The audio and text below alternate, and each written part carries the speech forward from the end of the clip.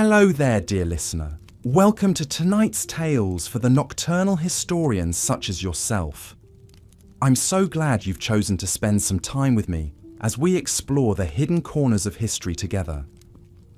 Before we begin, I'd love to know where in the world you're tuning in from and what time of day it is for you. Feel free to leave a comment and share. And if you enjoy these calm, immersive dives into the past, I invite you to subscribe for more relaxing journeys through time. Now, make yourself comfortable, settle in, and let your mind drift as we travel back to a very different era. An era of kings and peasants, of plagues and superstitions, of rough justice and public spectacle. Picture, if you will, a town square bustling with activity, merchants hawking their wares, children playing, animals milling about.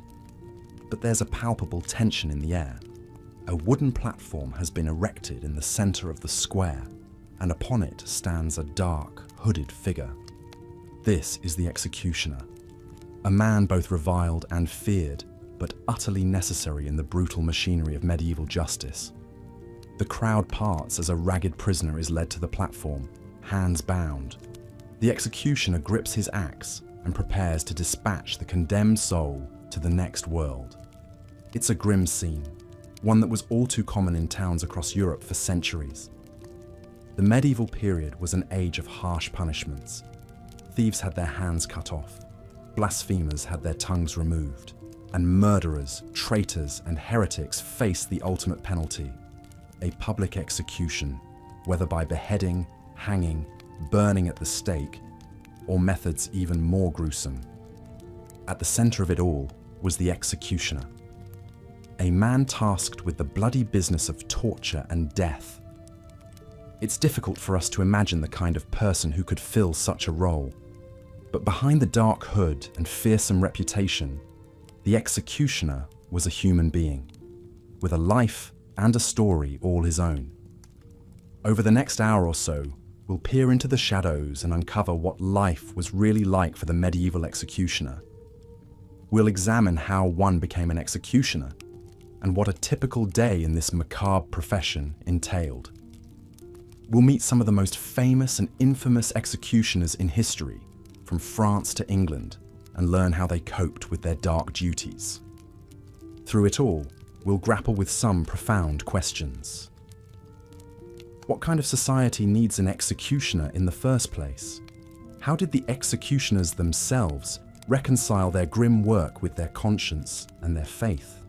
And what does the executioner's existence say about the very human impulse for retribution and violence? Heavy questions, to be sure, but as your lids grow heavy, I invite you to ponder them with me, to let your imagination roam free and see these distant lives and times through fresh eyes. So let us begin our tale in a time long past when life was nasty, brutish, and short, and justice was swift and merciless, when one shadowy figure loomed large in the public imagination, the hooded man with the axe, the medieval executioner. Our story begins, as many executioners' stories did, with family. You see, the job of executioner was often passed down from father to son, sometimes for generations. In a world where bloodlines determine so much of one's fate, even this grim occupation could become a family trade. Such was the case for one of history's most prolific and storied executioners, Charles-Henri Sanson of Paris.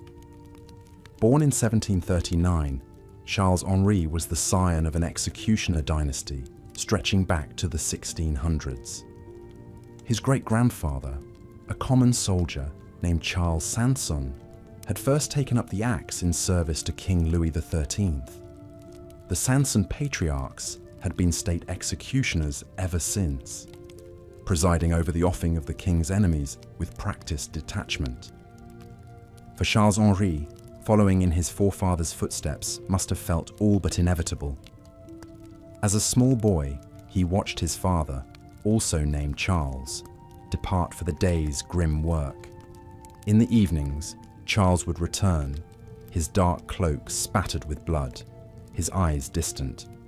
Though they rarely spoke of it, young Charles-Henri knew his own future was tied up with the blade and the block. Other executioners came to their profession by chance or necessity rather than birth. Take François Bourreau, plying his trade in the south of France in the early 1500s. François had been an orphan, a ward of the church with few prospects, until the day his town's aging executioner, childless and alone, took François as his apprentice. Under the old master's tutelage, François learned the tools of the trade, the proper way to swing an axe, to measure a length of rope, to tighten a rack.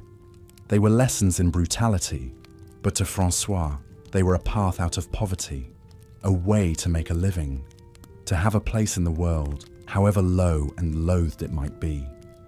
Apprenticeships like these were common in the medieval period, when the secrets of the execution trade were jealously guarded.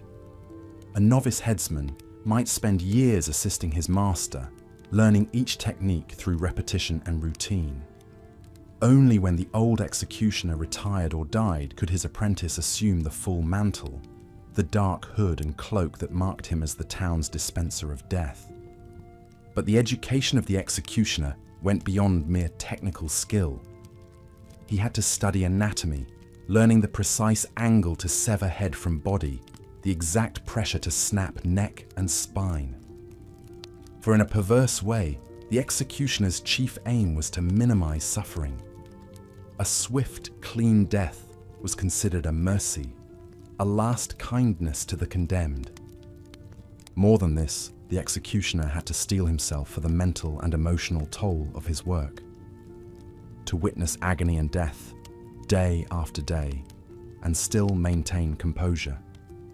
To feel the hot blood on his hands, hear the jeers of the crowd, and keep a heart of ice. It's little wonder then that executioners were marked men, set apart from society by their fearsome duties. In France, the executioner was required to wear distinctive red clothing off duty, lest he be mistaken for an ordinary citizen.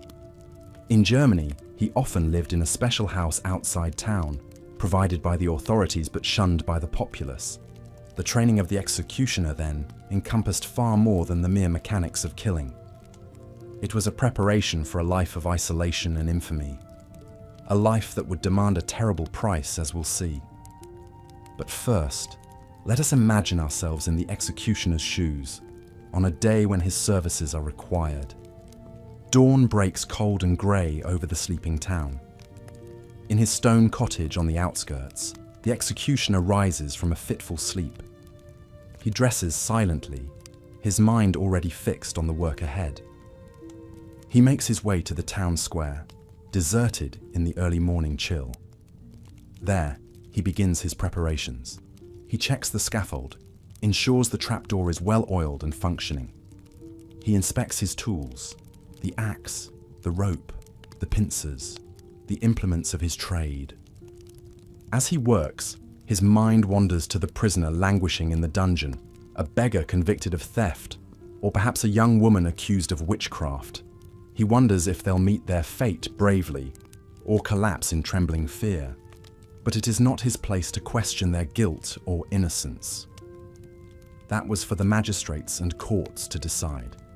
He is but the instrument of their justice, as implacable and impersonal as the blade itself. By mid-morning, a crowd has gathered, townsfolk eager for a spectacle.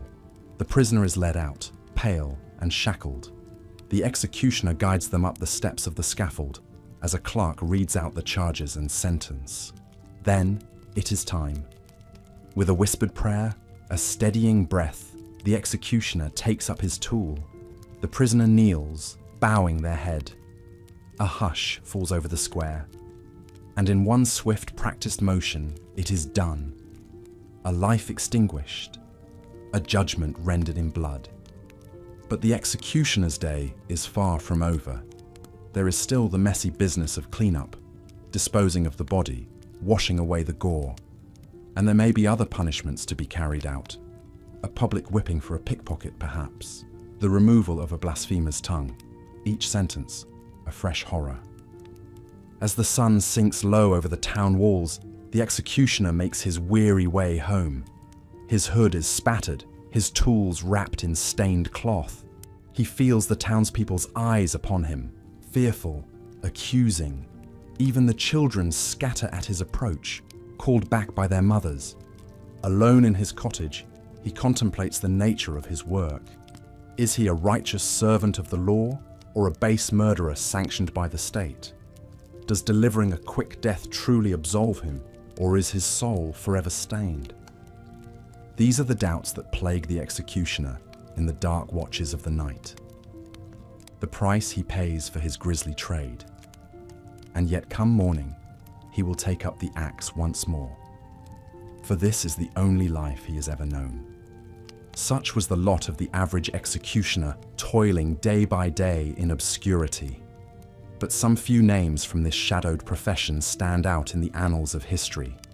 Men whose deeds, for good or ill, ensured their own strange kind of fame. Pause. After the crowds had dispersed and the last echoes of the condemned man's final pleas had faded into silence, the executioner was left alone in the town square, the weight of his grim duty hanging heavy upon his shoulders. With methodical precision, he began the morbid task of cleaning up the aftermath of the execution. Blood stained the rough cobblestones, a macabre testament to the life that had been extinguished by his hand. The executioner moved with the efficient, practiced motions of a man who had performed this dark ritual countless times before.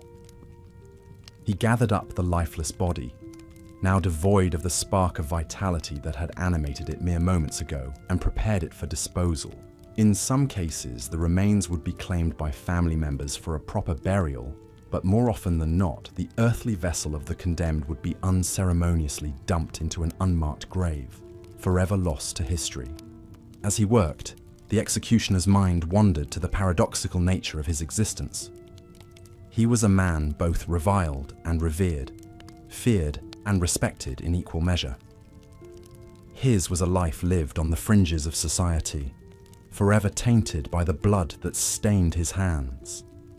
Yet, at the same time, he was a necessary cog in the machinery of medieval justice, a grim but vital instrument in maintaining the social order. It was a role that had been thrust upon him by the accident of his birth, a family legacy passed down through generations like a dark heirloom. His father had been an executioner before him, as had his grandfather and great-grandfather before that. It was a lineage steeped in death and suffering, a dynasty built upon the foundation of the scaffold and the blade. From a young age, the executioner had been groomed for his grim destiny. He had apprenticed under his father, learning the intricate techniques of the trade, the precise angle at which to swing the axe, the proper tension to apply to the noose, the most efficient way to separate head from body with a single, swift stroke. He had studied anatomy, learning the secrets of the human form so that he might dispatch his victims with a minimum of suffering. But no amount of training could truly prepare one for the emotional and psychological toll of the job. Each execution left its mark upon the soul, a shadow that could never be fully erased. In the quiet moments between the blood and the screams, the executioner was forced to confront the weight of what he had done, to grapple with the knowledge that he had snuffed out a life, regardless of whether that life had been deemed worthy of extinguishing by the powers that be. It was a burden that few could understand, a pain that he was forced to bear alone. For all the fear and respect he commanded, the executioner was, at his core, a deeply lonely figure. He lived apart from the rest of society, ostracized by the very community he served. His was a world of shadows and secrets, a realm where the normal rules and rhythms of life held no sway. But perhaps the greatest irony of the executioner's existence was the fact that in many ways he was more intimately acquainted with death than even those he dispatched to the afterlife. He had stared into the face of mortality on a daily basis. had grappled with the fundamental questions of life and its value in a way that few others could comprehend. In the end, the executioner was a man trapped between two worlds, the realm of the living and the domain of the dead. He straddled the boundary between light and darkness, forever caught in the liminal space between the sacred and the profane. It was a lonely, harrowing existence, but one that he had been born to endure. As he finished his grim work and prepared to depart the now silent square, the executioner couldn't help but reflect on the strange twists of fate that had led him to this moment. He had never asked for this life, had never sought out the mantle of death's messenger. But now, as he walked away from the scene of his latest handiwork, he knew that he would continue to play his role, to serve as the impartial instrument of justice in a world that cried out for both vengeance and mercy. For he was the executioner, the final arbiter of life and death, the grim reaper incarnate. And though his was a lonely, brutal existence, he knew that it was one that served a vital purpose in the grand tapestry of history. He was a necessary evil, a dark but essential thread woven into the fabric of medieval society. As he disappeared into the shadows of the night, the executioner carried with him the weight of the lives he had taken, the souls he had ushered into the great beyond. It was a burden he would bear for the rest of his days, a grim reminder of the terrible responsibility he had been charged with. But it was a responsibility he would continue to fulfill, for as long as there was breath in his body and strength in his arm. For such was the lot of the medieval executioner, to live and die in the service of death itself, to forever dwell in the twilight realm between the gallows and the grave. It was a fate few would envy, but one that he had come to accept as his own. A dark destiny forged in the fires of history and sealed with the blood of the condemned. In the annals of medieval history, few figures loom as large or cast as dark a shadow as the executioner. Theirs was a trade steeped in blood and shrouded in mystery, a grim vocation that placed them at the center of some of the most pivotal moments in the story of human civilization. One such figure was Charles-Henri Sanson, the royal executioner of Paris, who served under King Louis XVI during the tumultuous years of the French Revolution. Born into a dynasty of executioners that stretched back to the early 1600s, Sanson was destined from birth to follow in the footsteps of his forebears, to take up the mantle of the blade and the noose. But Sanson was no ordinary executioner.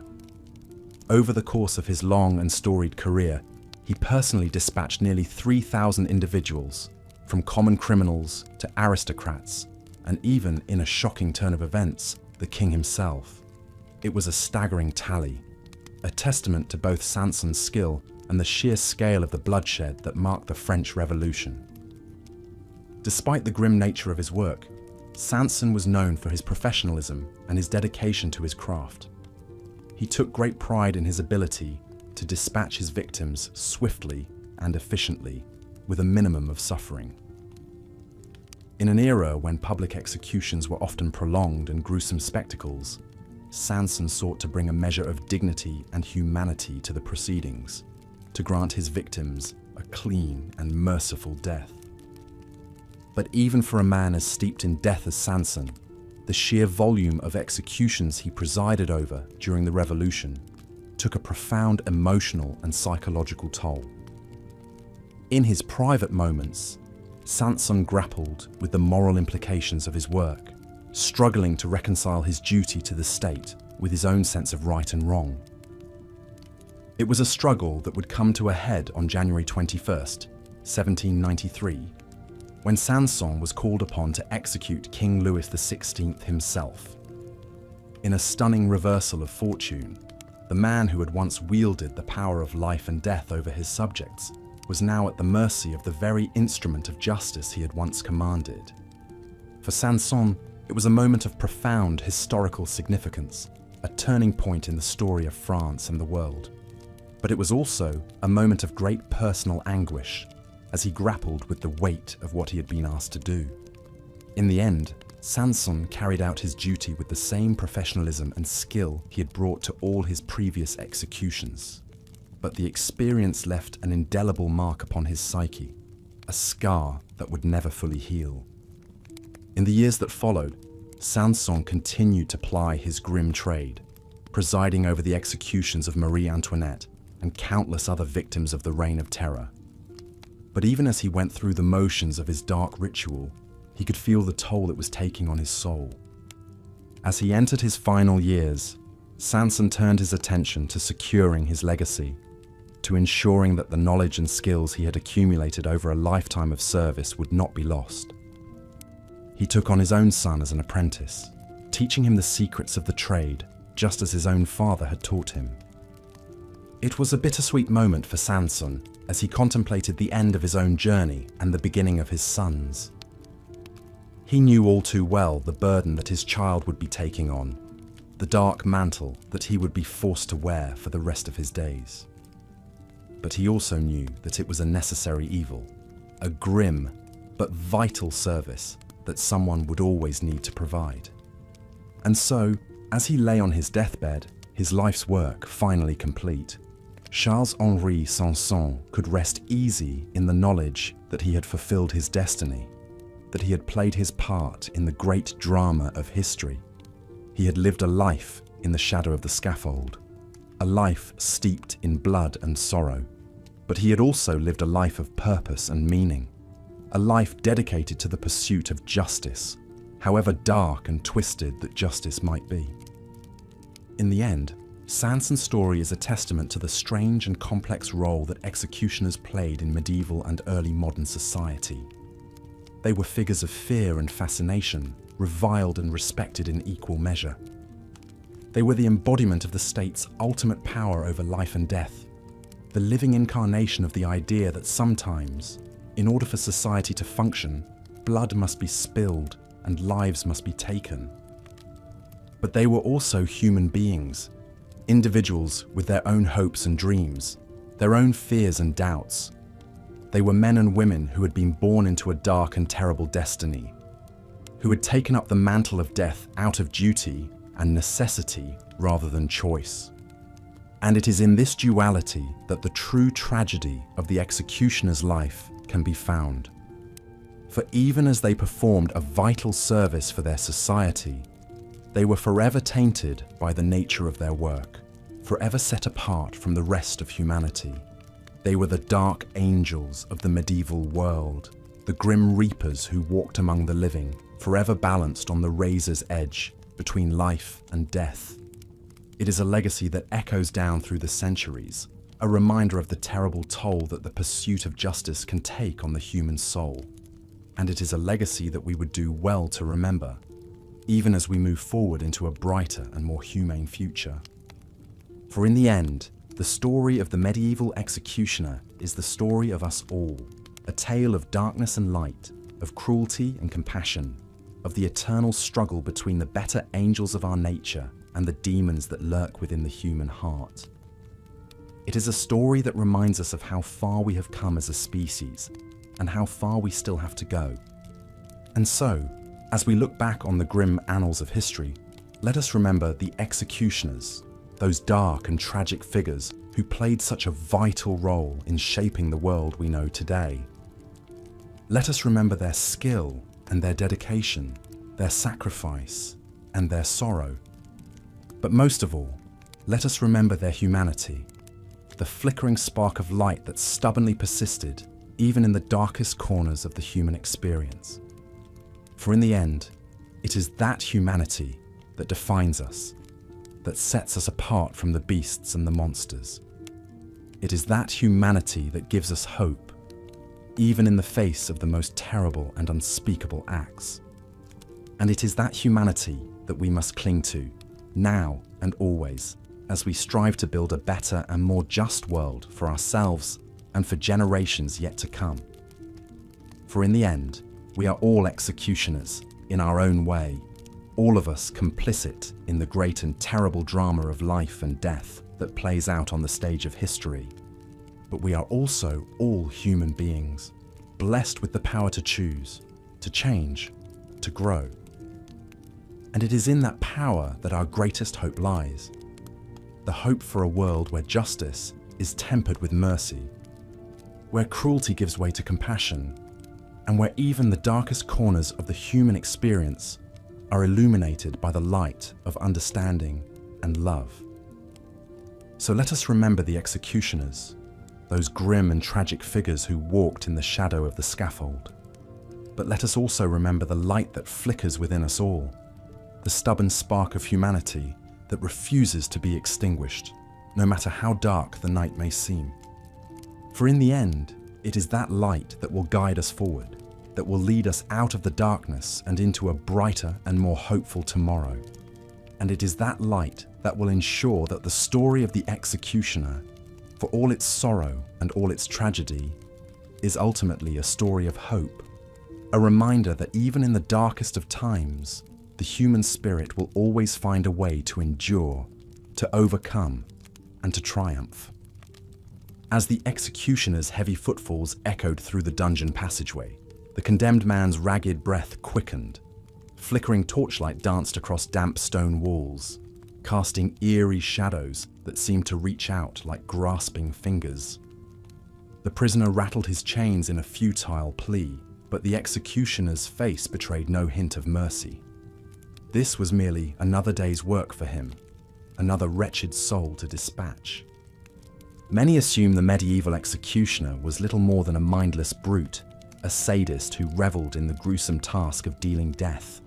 But the reality was often far more complex. For most executioners, this macabre profession was a family trade passed down through generations, almost like a dark inheritance. Young boys weren't given a choice. As soon as they were old enough, they began apprenticing under their fathers or uncles, learning the grim tools of the trade that would forever set them apart. Training was rigorous, a process of both physical and mental conditioning. A swift, precise death was considered the bare minimum of competency. Executioners had to master a wide array of instruments, from the iconic axe and sword to more esoteric devices like the breaking wheel. Each required a different technique to ensure maximum efficiency. But brute strength alone wasn't enough. Executioners also needed an intimate knowledge of human anatomy, a keen awareness of where to strike to bring a swift end. They pored over medical texts and studied the bodies of the dead, learning the map of blood vessels, organs, and bones. A botched execution could mean prolonged agony for the condemned, and that simply wouldn't do. Not out of compassion, mind you. A clean death was simply a mark of professional pride. Perhaps even more important than the physical skills was the mental conditioning an apprentice executioner endured. To look into the eyes of the condemned, day after day, and then snuff the life from their bodies without flinching, that required a certain hardness of spirit. Some called it cruelty, others necessity. As part of their training, young executioners were forced to confront death in all its forms. They accompanied their mentors to public tortures and executions, watching impassively as bodies were broken and blood spilled. They learned to tune out the screams and pleading, to steel their hearts against the raw human desperation on display. It was a hard lesson, but a vital one. Hesitation or mercy had no place on the scaffold. Of course, not every aspiring executioner could handle the emotional toll of the job. It took a certain kind of person to kill without guilt or doubt. Some apprentices washed out, unable to stomach the relentless parade of death. But those who endured emerged changed in some fundamental way. They had stared into the abyss of human suffering and come out the other side. The training complete, a new executioner took his place as a pillar of the medieval justice system. His was a strange role, reviled and necessary in equal measure. Townsfolk might avert their gaze as he passed in the street, but they also slept more soundly, knowing he was there, a grim guardian keeping anarchy at bay. But just what did a typical day look like for an executioner? As dawn's first light crept over the horizon, he was already up and preparing for the grim work ahead. There were blades to sharpen, ropes to check for fraying, and 100 other little details to manage. A malfunctioning tool could spell disaster on the scaffold. An executioner's mornings were often spent presiding over public displays of punishment, a crucial part of the medieval justice system. Petty thieves might be whipped until their skin hung in bloody ribbons. More serious offenders could lose an ear, a hand, or even a limb. All the while, the executioner stood impassively by, his face a mask of professional detachment. As the day wore on, the time for an execution drew near. Crowds began to gather in the town square, jostling for a good view of the macabre spectacle. The mood was strangely festive, with vendors selling meat pies and ale to the eager onlookers. Public executions were the medieval equivalent of mass entertainment, a brief respite from the drudgery of peasant life. Through it all, the executioner was a figure of fear and fascination. Children dared each other to touch his black robe for good luck.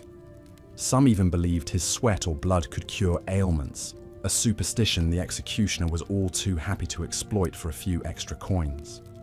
At last, the appointed hour arrived. The condemned was led out, hands bound, face pale with dread. A priest muttered last rites, though any hope of divine mercy seemed laughably hollow. The executioner tested the edge of his blade, adjusted the block, and then with a nod from the magistrate, it was time. A hush fell over the crowd as the executioner took his position. The world seemed to narrow to that one moment, that singular act of violence. With a whistle of steel through air, it was over in an instant. The head tumbled into a waiting basket, a spray of vivid crimson staining the stage. As the crowd erupted into cheers and jeers, the executioner calmly wiped his blade clean. For him, death was simply a job like any other, but even he couldn't escape a twinge of something. Not quite remorse, but a grim acknowledgement of the weight of his actions. Each life he took left an invisible mark on his soul, a dark stain that could never quite be scrubbed away. With the execution complete, there was still much to be done. The body and head had to be gathered up for display or disposal. The blood had to be scrubbed from the scaffold, the tools cleaned and put away. An executioner's work was never truly finished. As the last of the crimson faded and the crowd dispersed back to their lives, the executioner retreated to his home on the outskirts of town. Even among the poorest and most desperate, few wanted an executioner for a neighbor. The miasma of death clung to him, an invisible barrier isolating him from the rest of humanity. But even in his solitude, the executioner couldn't escape the spectre of his grim trade. The faces of the condemned haunted his dreams, their final pleas echoing in his mind. Some turned to drink to dull the memories. Others became consumed by religious fervor, desperately seeking absolution for their bloody deeds. But for most, the life of an executioner was one of grim acceptance. They were the sin-eaters of medieval society, the ones who shouldered the burden of necessary violence so that others could sleep with a clear conscience. It was a lonely, damning path to walk. One of the most famous executioners to walk that path was Charles-Henri Sanson, the royal executioner of Paris in the late 18th century. Born into a dynasty of executioners, stretching back to the 1600s, Sanson was practically fated for the role. But even he struggled with the toll of the job. Over his long career, Sanson personally dispatched nearly 3,000 souls, from common thieves to aristocrats, and even the king himself during the Reign of Terror. He took pride in his work, seeing it as a vital public service. But he also sought to minimize suffering where he could, pioneering a more humane method of execution with the swift slice of the guillotine. As the revolution raged and the orders poured in, Sanson found himself grappling with a growing sense of doubt. Each trip to the scaffold chipped away at his resolve, his belief in the righteousness of his actions. In the quiet moments, the faces of his victims, men, women, even children, swam before his eyes. Samson was a man torn between duty and conscience, a living embodiment of the executioner's paradox. He had been born into this life, molded for it since childhood. And yet, as the years wore on, the weight of all that death began to crush his spirit. Even as he continued to carry out his grim work with stoic professionalism, something inside him withered and died. In the end, Samson did the only thing he could. He poured his knowledge into his eldest son, preparing him to take up the family mantle. It was a bitter inheritance, one that would damn his child to the same twilight existence. But in a society built on blood and steel, the executioner was a necessary evil. Someone had to bear that cross. Not all executioners were quite as tormented by their lot as Samson. Take Thomas Askern, the wily hangman of Yorkshire in the late 1500s. While he dispatched his share of criminals with brutal efficiency, Askern was always looking for a way to turn a profit from his grim reputation. He hit upon a particularly clever scheme, selling talismans and cures allegedly imbued with the power of his deadly trade. Scraps of hanging ropes, locks of condemned hair, even vials of his own bathwater. Askern marketed them all as powerful remedies for everything from toothache to infertility. Never mind that it was all hogwash. The fearful and the desperate flocked to buy Askern's grisly wares, hoping to harness some of the executioner's dark mystique for their own purposes. And Askern was all too happy to oblige, pocketing a tidy fortune in the process. It was a testament to the executioner's strange place in the medieval psyche, feared and reviled, yet also imbued with an almost supernatural aura. In a world steeped in blood and superstition, even the lowly hangman could become a figure of legend. Of course, the reality was often far less glamorous. For every Thomas Askern working the crowd, there were dozens of executioners living in squalor and despair, shunned by the society they served. Many sank into madness or took their own lives, unable to bear the weight of their bloody deeds. It was a thankless existence, one that left even the strongest men hollowed out husks of themselves. They wielded great power over life and death, these reapers of men, but at what cost to their own souls? As the centuries turned and medieval gave way to modern, the executioner's lot began to change. Public spectacles of death fell out of favor, replaced by more clinical, bureaucratic methods. The gallows and chopping block were traded for gas chambers and electric chairs, impersonal instruments of state-sanctioned death. But even in this new age, the shadow of the executioner lingered.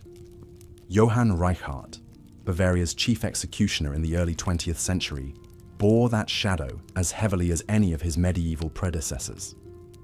A quiet, unassuming man, Reichardt dispatched nearly 3,000 prisoners over his long career, including a number of high-ranking Nazis in the aftermath of World War II. Like Samson before him, Reichardt struggled with the moral burden of his work. He sought solace in scrupulous adherence to procedure, in the belief that he was merely an instrument of the law. But in the still of the night, the doubts crept in, the faces of the dead floating before him in silent accusation. In the end, Reichardt met the fate of so many executioners before him, a slow slide into obscurity, his name fading from public memory as the world moved on. The once mighty figure of the headsman had become little more than a historical curiosity, a relic of a darker, bloodier time. And yet, for all the progress we like to believe we've made, the spectre of the executioner is never far away. In parts of the world, public beheadings and stonings are still a grim reality. Even in supposedly civilized nations, the machinery of death grinds on behind prison walls, sanitized and industrialized, but no less final for its victims. Perhaps that is the executioner's true legacy. Not the gore and spectacle, but the unshakable reminder of our own capacity for brutality. In every age, we find ways to justify the unjustifiable, to cloak violence in the guise of justice. And in doing so, we create the need for those grim, haunted men who kill in our name. So spare a thought for the executioners of old, those damned souls who walked in the shadow of death. Theirs was a burden few could bear, a sacrifice of spirit on the altar of necessary evil. In the end, perhaps they were not so different from their victims, both trapped in the gears of a merciless machine, ground down by the weight of human cruelty. As we close our eyes and drift off into the merciful oblivion of sleep, let the executioner's story be a reminder to hold fast to our humanity, even in the face of the darkness within. For in the end, it is not the axe or the rope that defines us, but the choices we make, the compassion we show, in the brief flicker of life we are granted. Let us use it wisely and well. As the sun dipped below the horizon, the executioner methodically wiped down his heavy blade, his eyes fixed on the task with a sense of grim determination. Tomorrow would bring yet another public beheading, a young noblewoman convicted of adultery. The crowd would jeer and cheer as her head rolled, but for the executioner, it was all in a day's work. This was the plight of the medieval headsman, a figure both reviled and revered in the minds of the people. On one hand, executioners were seen as a necessary evil, the grisly hand of justice that kept order in a turbulent world. They were the ones tasked with meting out the ultimate punishment to those who transgressed against the laws of God and man. In a time when life was often brutish and short, the executioner's swift blade could be seen as a mercy, a quicker end than a slow death from disease or starvation. Yet for all their vital role in society, executioners were also deeply feared and loathed.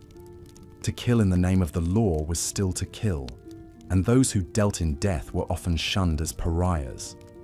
Many executioners lived lonely lives on the edges of towns, forbidden from mixing with ordinary folk. Even their own families were tainted by association, their children mocked and ostracized. It was a heavy burden to bear, and one that took a profound toll on the minds and souls of those who wielded the axe.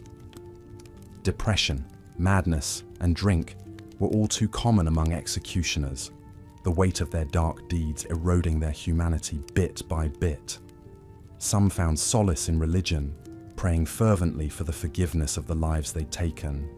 Others simply hardened their hearts, becoming little more than tools of the state. But how did one even become an executioner in the first place? For many, it was a family trade, passed down from father to son in an unbroken line of blood and steel. The skills of the headsman, the precision of the axe stroke, the knack for knots in the noose, were not easily learned. They had to be absorbed through years of apprenticeship and grim practice.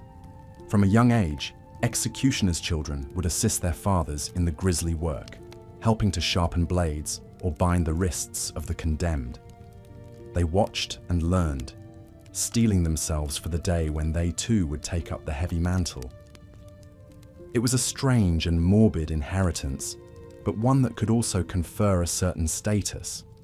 After all, not just anyone could be trusted with the power of life and death. Those executioners who didn't have the luxury of a family legacy had to find other paths into the trade. Some started as common criminals themselves, spared the noose on condition that they turn their hand to the task of execution. Others were simply men of violence and ill repute, drawn to the grim work by a taste for blood or the promise of steady employment. Regardless of their origins, all executioners had to undergo a rigorous apprenticeship before they could ply their trade alone. This wasn't just a matter of learning the mechanical techniques of killing, but of preparing oneself mentally and emotionally for a lifetime of dealing death. A key part of the training involved the study of human anatomy. A skilled executioner needed to know exactly where to strike to bring a swift end, minimizing the suffering of the condemned.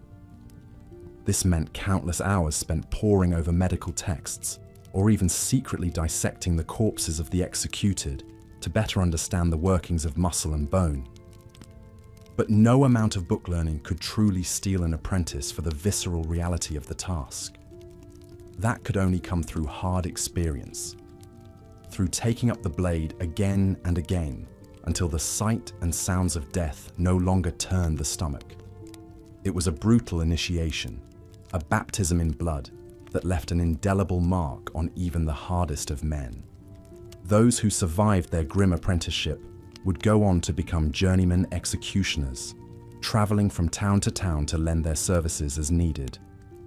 It was a rootless and unglamorous existence, but it gave many young headsmen their first real taste of the power and responsibility that came with the job. They would preside over public tortures and mutilations, drawing out the suffering of thieves and heretics for the baying crowd. They would perform executions high and low, from the lowliest poacher to errant dukes and duchesses.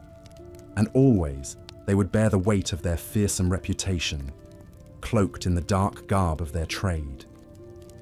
Some executioners even became minor celebrities in their own right, famed far and wide for their skill and showmanship on the scaffold. The great French headsman Charles-Henri Sanson was one such figure, a man who brought a touch of grim artistry to the business of death. Born into a venerable dynasty of state executioners, Sanson was a master of the cold steel, the gleaming blade of the guillotine. Over the course of his long and bloody career, he personally dispatched nearly 3,000 souls, from common cut purses to the King of France himself. Sanson took a perverse pride in his work, seeing himself as an agent of the law rather than a brutal killer. He pioneered new techniques to minimize suffering, such as the swift downward slice of the bascule rather than the clumsy lateral chop of the old Halifax gibbet. Even in the depths of the Reign of Terror, when the streets of Paris ran red with noble blood, Sanson maintained his professionalism, a steady hand in a time of chaos. But beneath the black mask, Sanson was a man deeply conflicted. In his quieter moments, he would agonize over the morality of his profession, wondering if a more merciful God would forgive him for the ocean of blood on his hands. He sought solace in poetry, scratching out melancholic verses in his journal late into the night. As age and infirmity began to dull his legendary skills, Sanson became ever more preoccupied with his legacy. He took on his own son as an apprentice, determined that the family tradition should endure even as the world changed around them. It was a heavy inheritance, but one the young man shouldered with the same stoic resolve as his father. Sanson's story speaks to the strange duality of the executioner's life, at once reviled and essential, steeped in death yet clinging to a sense of higher purpose.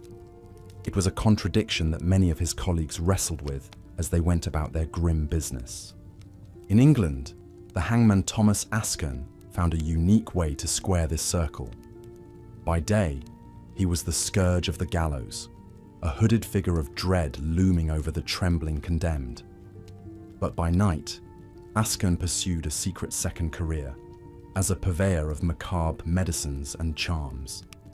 Using his privileged position, Askern would harvest grisly ingredients from the bodies of those he executed, the fat of hanged men, the burnt powder of human bones. He would mix these into ointments and potions, which he sold at great profit to those desperate enough to believe in their curative powers. Askern's most prized relic was the very ropes he used for his hangings. After each execution, he would cut the noose into small segments, which he marketed as talismans against all manner of ills. A piece of Askern's rope, it was said, could cure everything from headaches to impotence if worn close to the skin. The hangman even bottled and sold the bathwater from his own tub, claiming that it had absorbed the mystical essence of his fearsome profession. Gullible customers lined up to buy this morbid, holy water, some traveling from far afield for a sip of the executioner's healing tonic. While Askern's scheme may seem like a ghoulish joke today, it reflects the peculiar hold that executioners had over the public imagination. For all that they were despised and marginalized, These grim figures were also seen as possessing an eerie power, an intimate familiarity with death that granted them an almost supernatural aura. This was the executioner's paradox, to be at once necessary and unclean, essential yet utterly abhorrent. It was a tightrope that every headsman had to walk, navigating the choppy waters of a society that both required their skills and recoiled from their touch. Some executioners leaned into their fearsome reputations, using them as a tool for social advancement. In medieval Germany, executioner dynasties like the Reichardts passed their trade down from father to son, building up a kind of grisly aristocracy. They took their place beside princes and archbishops in the convoluted hierarchies of the Holy Roman Empire, respected for their service to the state, even as they were shunned in the street. Other executioners struggled under the weight of their dark calling, buckling beneath the psychological strain of so much legalized bloodshed.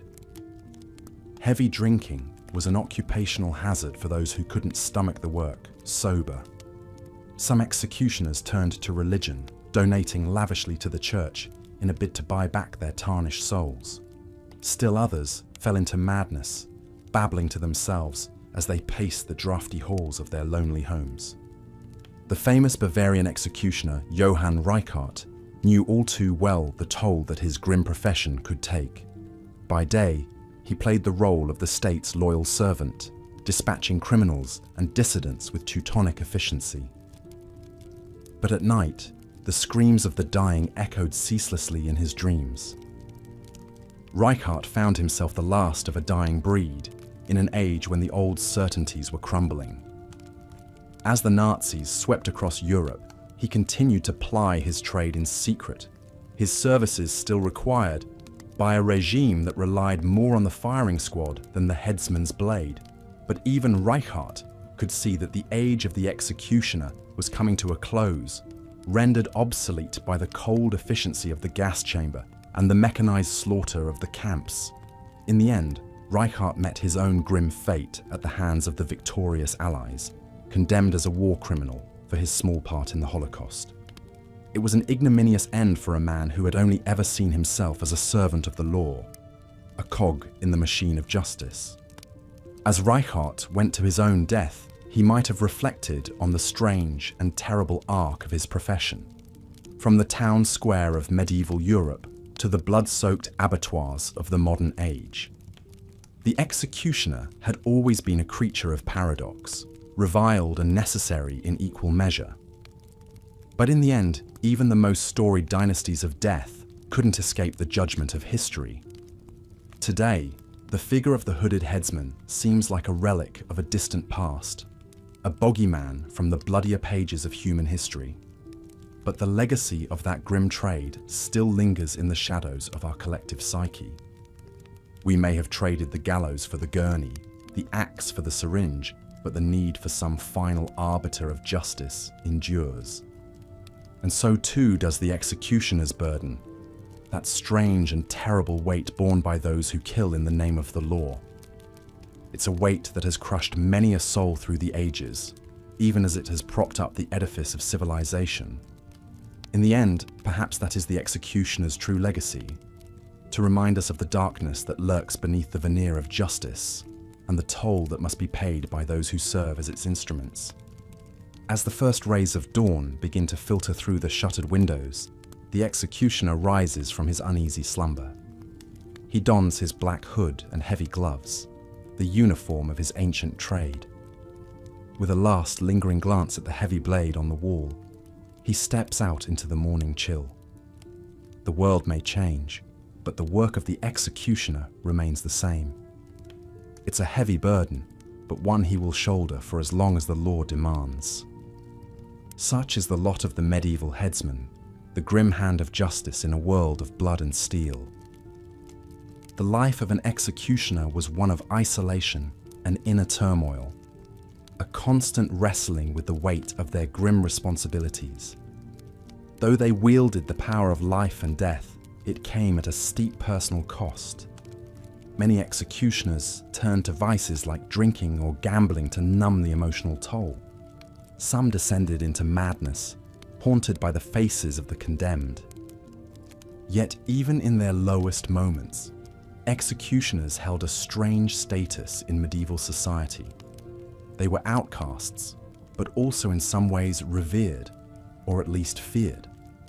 Their knowledge of life and death made them sought out not just by the courts and kings, but by desperate common folk as well. Picture the scene: a hooded executioner, his weathered hands wringing a length of rough hemp rope, as a stream of townspeople approaches bearing coins and trinkets.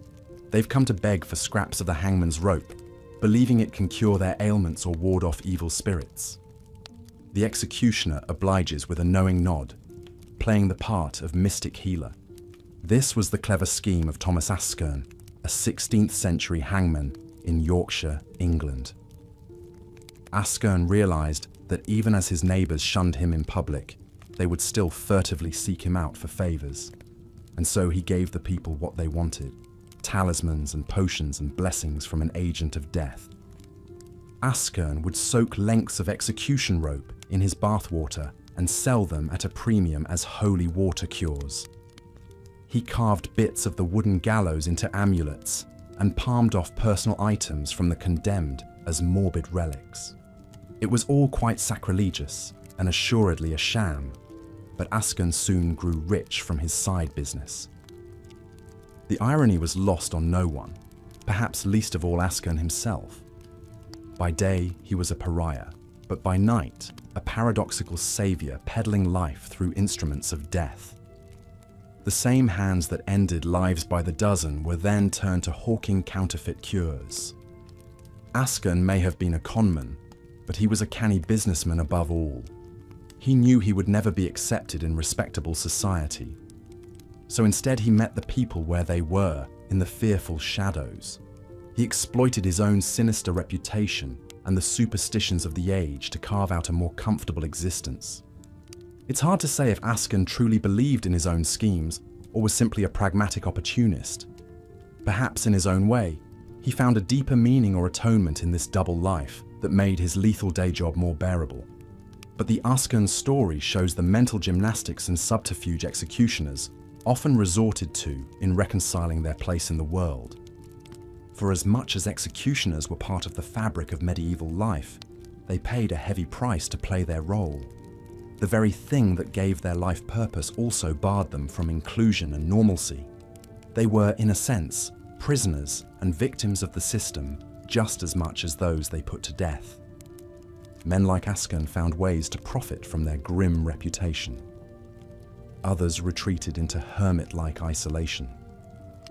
But all across Europe, over centuries, executioners grappled with the same fundamental struggle between duty and conscience, power and pathos. This struggle animated the life of perhaps the most famed executioner in European history, Charles-Henri Sanson, the royal executioner of Paris. Born in 1740 to a long line of state executioners, Sanson could trace the family trade all the way back to the 1600s. Execution wasn't just Sanson's calling, it was his inescapable birthright. From a young age, Sanson studied the grisly craft under his uncle, learning to coldly dispatch the king's justice with precision and speed. He was a prodigy, mastering execution methods from drawing and quartering to beheading with a variety of swords. But beneath the icy professionalism, Sanson harbored reservations about the toll and fairness of his work. Sanson came of age in a time of growing unrest and intellectual upheaval. Enlightenment ideas about justice and individual rights were spreading, and to the pensive young executioner, the old ways began to feel increasingly brutal and arbitrary. Sanson questioned the morality of torture and the disproportionate targeting of the poor by the justice system.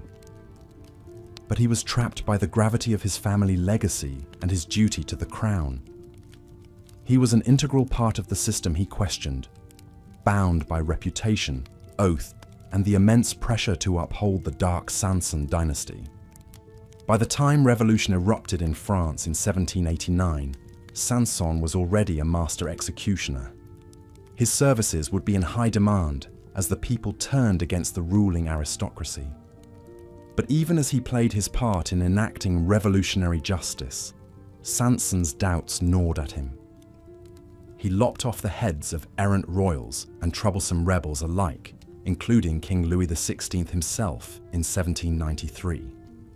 Each thud of the guillotine blade weighed heavier on Sanson's conscience. Like many executioners, when off the clock he turned to opium and alcohol to numb his pain and anguish. Ultimately, even in its overthrow, Sanson remained loyal to the French state. He followed his orders like a good soldier, though later writings revealed the trauma and internal conflict he carried. He'd personally executed nearly 3,000 people, and the nightmares and guilt never left him. And yet, for all his brooding and soul-searching, Sanson never broke the chain of family legacy.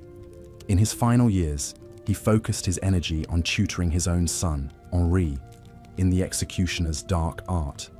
The boy would one day inherit his mantle and carry on the Sanson name in blood and beheadings through the reign of terror.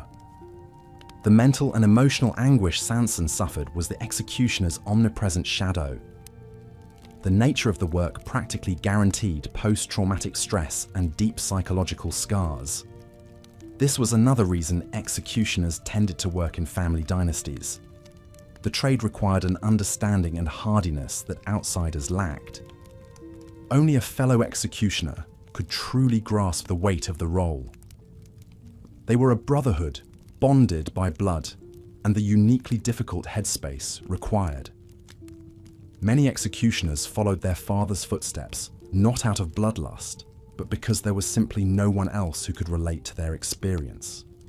This created an insular subculture of executioners across Europe who saw their grim business as a higher calling. They took pride in their esoteric techniques and in their mental fortitude to carry out such a taxing task. Only they knew what it took to be the hand of the law. That executioner's mindset is exemplified in the person of Johann Reichardt, who holds the dubious distinction of being the last official executioner in Bavaria, Germany. Reichardt, who came from a 400-year lineage of Bavarian executioners, beheaded nearly 3,200 people between 1924 and 1945. Many of Reichardt's victims were petty criminals, political prisoners, or other unfortunates caught in the draconian Nazi justice system. He served the Third Reich with the same sense of dutiful detachment as he had the Weimar government before. Though he later insisted he was no Nazi supporter, Reichardt's job was not to question, but to carry out his orders. Reichardt reportedly performed over 200 beheadings in the first few months of 1945 alone. He approached his task with signature Germanic precision and an uncanny stamina, sometimes conducting dozens of executions in a single day. Fellow Nazi executioners described him as a consummate professional with an unshakable composure. When American forces captured Reichardt at the end of the war, he admitted to his role, but portrayed himself as an apolitical civil servant, a reluctant cog in the machine. In his mind, he had simply done his duty by following all official state orders, however distasteful. The Americans released Reichardt, and he attempted to resume a quiet civilian life. But his reputation, like the bloodstains on the well-worn wooden execution block he'd inherited from his father, would never wash away. He lived out his final years in lonely ignominy, shunned, conflicted, forever bound to his dark past. Reichardt's story marked the end of an era. He represented one of the last true executioners in the medieval mold, a man born to the trade, steeped in clannish tradition, devoted in his own way to the bloody craft. But by the 20th century, the age of the hooded headsman was fading fast. Even Reichardt had come to believe, in his twilight years, that the practice was anachronistic and inhumane. He supported the abolition of capital punishment in Germany after the fall of Nazism, despite his livelihood depending on its continuation. In that sense, he followed the reluctant executioner's arc to its natural end. The details differ, but the themes echo across centuries and borders in the lives of medieval executioners. Men like Sanson, Askern, and Reichardt were united by the uniquely heavy burden they bore in service of the state. They were indispensable, but expendable, powerful, yet powerless. Though the stereotypical Black Hood has long been retired in much of the modern world, capital punishment itself endures in some places, as do those who administer it. The methods may have changed, but that fundamental tension between law and morality remains. In a sense, the executioner's story is the story of wrestling with society's darkest impulses and the meaning of justice itself. It's a tale of those caught between worlds, reviled but necessary, ordinary men who carried out extraordinary and terrible acts. Their lives were a study in contradiction. So when you lie awake at night, troubled by the worries of the world, consider for a moment the inner life of the medieval executioner. His was a world of blood and coin, of power and pain, of purpose and damnation. A grim and lonesome existence, to be sure. Yet someone had to do it, and do it they did, with a resolute sense of duty, for generations on end. The headsman's burdens may seem a relic of a distant and more brutal time, but is our modern relationship to justice and punishment really so different? Have we progressed as much as we'd like to believe? These were the heavy thoughts that weighed on the mind as the executioner wiped down his blade and retreated to his austere stone chamber. Tomorrow would bring another judgment, another hooded walk to the scaffold, another sober swing of the sword. He would be ready to do what needed to be done. But for now, in the dark still of night, he would try not to dream of sundered necks and crimson stains. He would try to remember that there was still a man beneath the black hood, flawed and weary as any other, but one who bore the weight of a heavy, blood-soaked history. Such is the executioner's lot. The kingdom was a brutal place in those days of yore, and no man knew that better than the executioner. While the nobles and clergy retired to their comfortable manors and abbeys, the executioner returned to his Spartan cottage on the outskirts of town, as far removed from respectable society as his grim profession. Yet even in his solitude, the executioner could never fully escape the spectre of death that clung to him like a shadow. It followed him through the muddy streets as widows and orphans hurled rotten fruit and vulgar curses. It seeped into his restless dreams, where the faces of the condemned flickered behind his eyelids. In those dreams, the executioner sometimes found himself upon his own scaffold, gazing out at a jeering crowd as another black-hooded figure sharpened his blade. The executioner's only hope for a measure of peace lay in the bottles of wine and ale he could afford with his generous, if blood-soaked, salary. With every sip, he sought to drown out the echoes of the dying and quiet the clamoring of his own conscience. By the light of a guttering candle, the executioner might reflect on the twisted path that had led him to this life. Many executioners, after all, hadn't sought out the profession. It had been thrust upon them, whether by birth or circumstance. In France, the office of executing criminals had long been a hereditary position passed down from father to son. The Sanson dynasty of executioners had presided over France's most notable beheadings for centuries, ever since Charles Sanson first picked up the great sword under Louis XIII in 1622. Unlike the kings they served, the Sansons didn't rule from a gilded palace, but from a far humbler abode in a Paris neighborhood reserved for society's outcasts. There, a young Charles-Henri Sanson had learned the grim ropes from his austere father in the 1700s. Theirs was a household where decapitated heads and torture devices were spoken of as casually as the weather. While other fathers passed down wisdom, or a family trade, the elder Sanson bequeathed an encyclopedic knowledge of human anatomy to his son. Together, they pored over anatomical diagrams of the neck, the spine, the veins and arteries. To deliver a swift and precise death blow, the executioner couldn't merely be strong of arm, but deft in the positioning of the blade, with impeccable aim. A botched execution with too many strokes of the axe or sword was regarded as a great disgrace. Under his father's stern tutelage, Charles-Henri also learned to speak the lines of ritualized formality, as if by rote. In the name of the king, you are hereby sentenced to death by beheading. Even in the face of the foulest criminal, the Sansons prided themselves on a certain cold, detached professionalism. An executioner could afford to show neither pity nor pleasure in his bloody task, lest he lose his iron grip on his own sanity. But beneath the elder Sanson's gruff exterior, there were fleeting glimpses of a man burdened by a lifetime of delivering death to the downtrodden. In rare, unguarded moments, he confessed to his son the gnawing guilt and gruesome flashbacks that haunted his twilight years.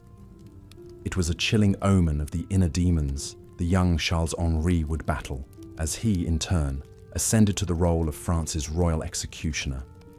The training was as much mental as physical, a strict regimen of emotional detachment and unflappable composure. An executioner who wavered or blanched at the sight of blood wouldn't last long in the trade.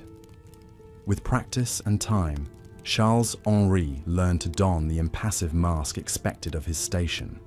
Yet try as he might, he could never fully harden his heart to the suffering he inflicted. Even the most stoic of executioners were still made of mortal flesh and blood, with their own fears and frailties simmering beneath the surface. Charles-Henri's father hadn't lived to see his son's inner turmoil reach its apex when the Reign of Terror plunged Paris into an unprecedented frenzy of bloodletting. When the revolution's dreaded guillotine began claiming victim after victim, from deposed royals to hapless peasants, the younger Sanson found himself presiding over a veritable conveyor belt of carnage. As the severed heads piled up in gruesome mounds and the cobblestones ran red, even a veteran executioner like Charles-Henri struggled to keep his composure through the sheer volume and grisly repetition of the purge. By day, his face was an unreadable mask as he robotically pulled the lever, watching the razor-sharp blade descend with a terminal slice and thud. But by night, the terrors of his work caught up to him, sending him into shaking fits and waking nightmares. It was a trauma that would haunt Charles-Henri for the rest of his days, long after the Reign of Terror had yielded to a more quiet and stable time. In his memoirs, he wrote movingly of his lingering anguish and the heavy conscience he carried to his grave. At night, when I lie down on my pallet, he confessed, all the scenes of horror and carnage that I have witnessed during the day present themselves to my imagination and disturb my repose. Charles-Henri was far from the only executioner to feel the weight of his grisly deeds upon his soul. Though they may have been hardened men of steel on the surface, many still grappled with the moral toll of their thankless task. Some sought solace in religion, praying fervently for the salvation of the souls they dispatched. Others, as we've heard, turned to the numbing refuge of drink. But the executioner's plight was often one of isolation, cut off from the comforts and means of coping granted to other men. Even the church, which relied on the headsman to mete out its grim punishments, regarded him with uneasy suspicion. Executioners were forbidden from taking the sacrament, and many a priest doubtless wondered if God's forgiveness extended to professional killers, even those with the law on their side. Thus, while France's executioners may have been indispensable agents of the king's justice, their reward was a lifetime of loneliness and alienation from nearly every corner of society. It was a fate that some bore with grim resignation, others with embittered resentment, but none could truly escape. As the Sansons and scores of other executioner dynasties could attest, once a man had picked up the axe and donned the black hood, he was forever marked by his macabre trade. Long after Charles-Henri's tenure ended and the guillotine's thirst was slaked, that stigma would linger. Even as the spectacle of public executions lost favour and the executioner's hood was finally laid down, the shadow it cast over its wearer remained. In a world that increasingly saw capital punishment as a distasteful relic, the executioner became a pariah, shunned for a role that society demanded, but couldn't bear to face. The legacy of men like Charles-Henri Sanson was one forever stained by blood and controversy. Their lives were a strange tightrope between duty and damnation, sin and social necessity, a moral quandary as unsettling as the executions they performed. In their complex tale, we find an unsettling mirror held up to society itself and its own conflicted relationship with violence, vengeance, and the value of a human soul. The executioner's hood may be gathering dust, but the questions it raised still loom, as restless as his tormented spirit. The looming spectre of death was a constant companion to all in the medieval era. No one knew this better than the town executioner, whose grim task it was to dispense the ultimate punishment to the condemned. To peer back through the centuries at these dark figures is to gaze into a cracked and haunting mirror, one that reflects the harshest contours of the human soul. Our story begins with a hooded man, his face lined with the weight of his duties, ascending a rickety wooden platform. Below him, a rapt crowd jostles for a better view, their voices rising in a mix of anticipation and dread. They have come to witness the execution of a notorious highwayman, a man whose deeds have long terrorized the roads and byways of the land. The executioner takes his position beside the block, his practiced hands adjusting the blade of his heavy axe. He is a man apart, clad in the somber garb of his trade, a dark tunic and trousers adorned only by the emblem of the city he serves. His manner is one of grim professionalism, honed by years of escorting the doomed to the brink of eternity. As the prisoner is led forth, the crowd falls silent. The condemned man's face is pale but resolute, his lips moving in a final prayer. He kneels, placing his head upon the stained wood of the block. The executioner raises his axe, the blade gleaming dully in the wan sunlight. For a heartbeat, all is still. Then, with a whoosh of air and a sickening thud, it is done. As the executioner solemnly lifts the severed head for the crowd to see, a palpable release of tension ripples through the square. Justice, in the eyes of the law and the populace, has been served. The executioner has played his part, as generations of his forebears have done before him, in the grim pageant of crime and punishment. But what manner of person could carry out such a brutal task, day after day and year after year? What kind of life did these executioners lead, and what toll did their macabre duties take upon their hearts and minds? To answer these questions, we must delve deeper into the shadows of history. For most executioners, theirs was a trade passed down from father to son, a grim inheritance that set them forever apart from their fellow citizens. From a young age, they were apprenticed to a master executioner, learning the techniques of dealing death with a variety of fearsome tools: the axe, the sword, the noose, and more. It was a rigorous and unforgiving education, one that required not only great physical strength and precision, but also a mental fortitude bordering on the inhuman.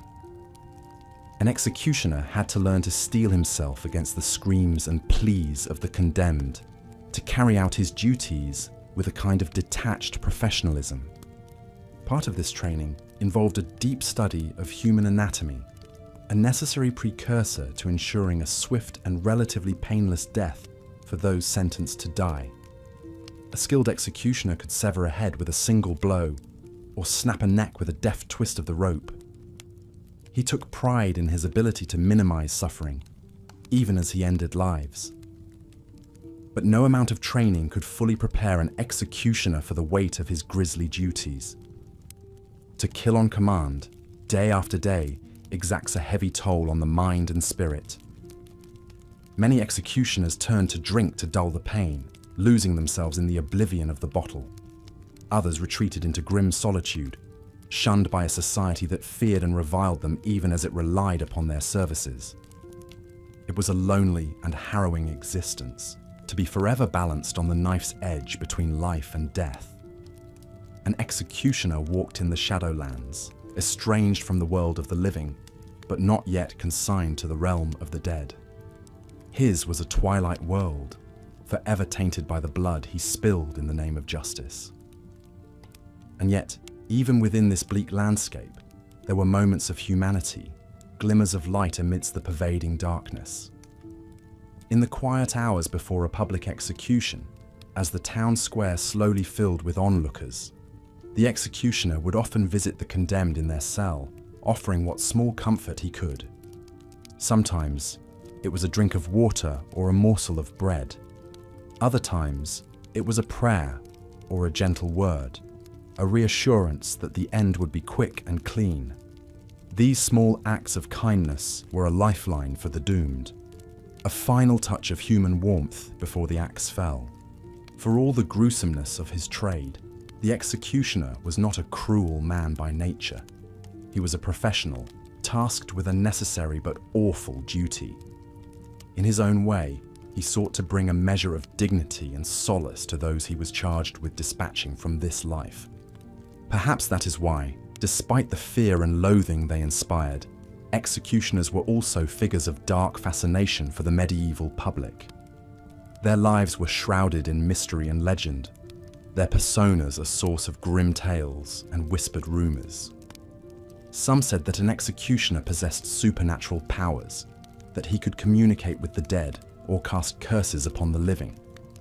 Others claimed that a talisman crafted from a hanging rope or a shard of a blood-stained axe could ward off evil or cure disease. A few enterprising executioners even found ways to profit from these superstitions, hawking grisly souvenirs to those with a taste for the macabre.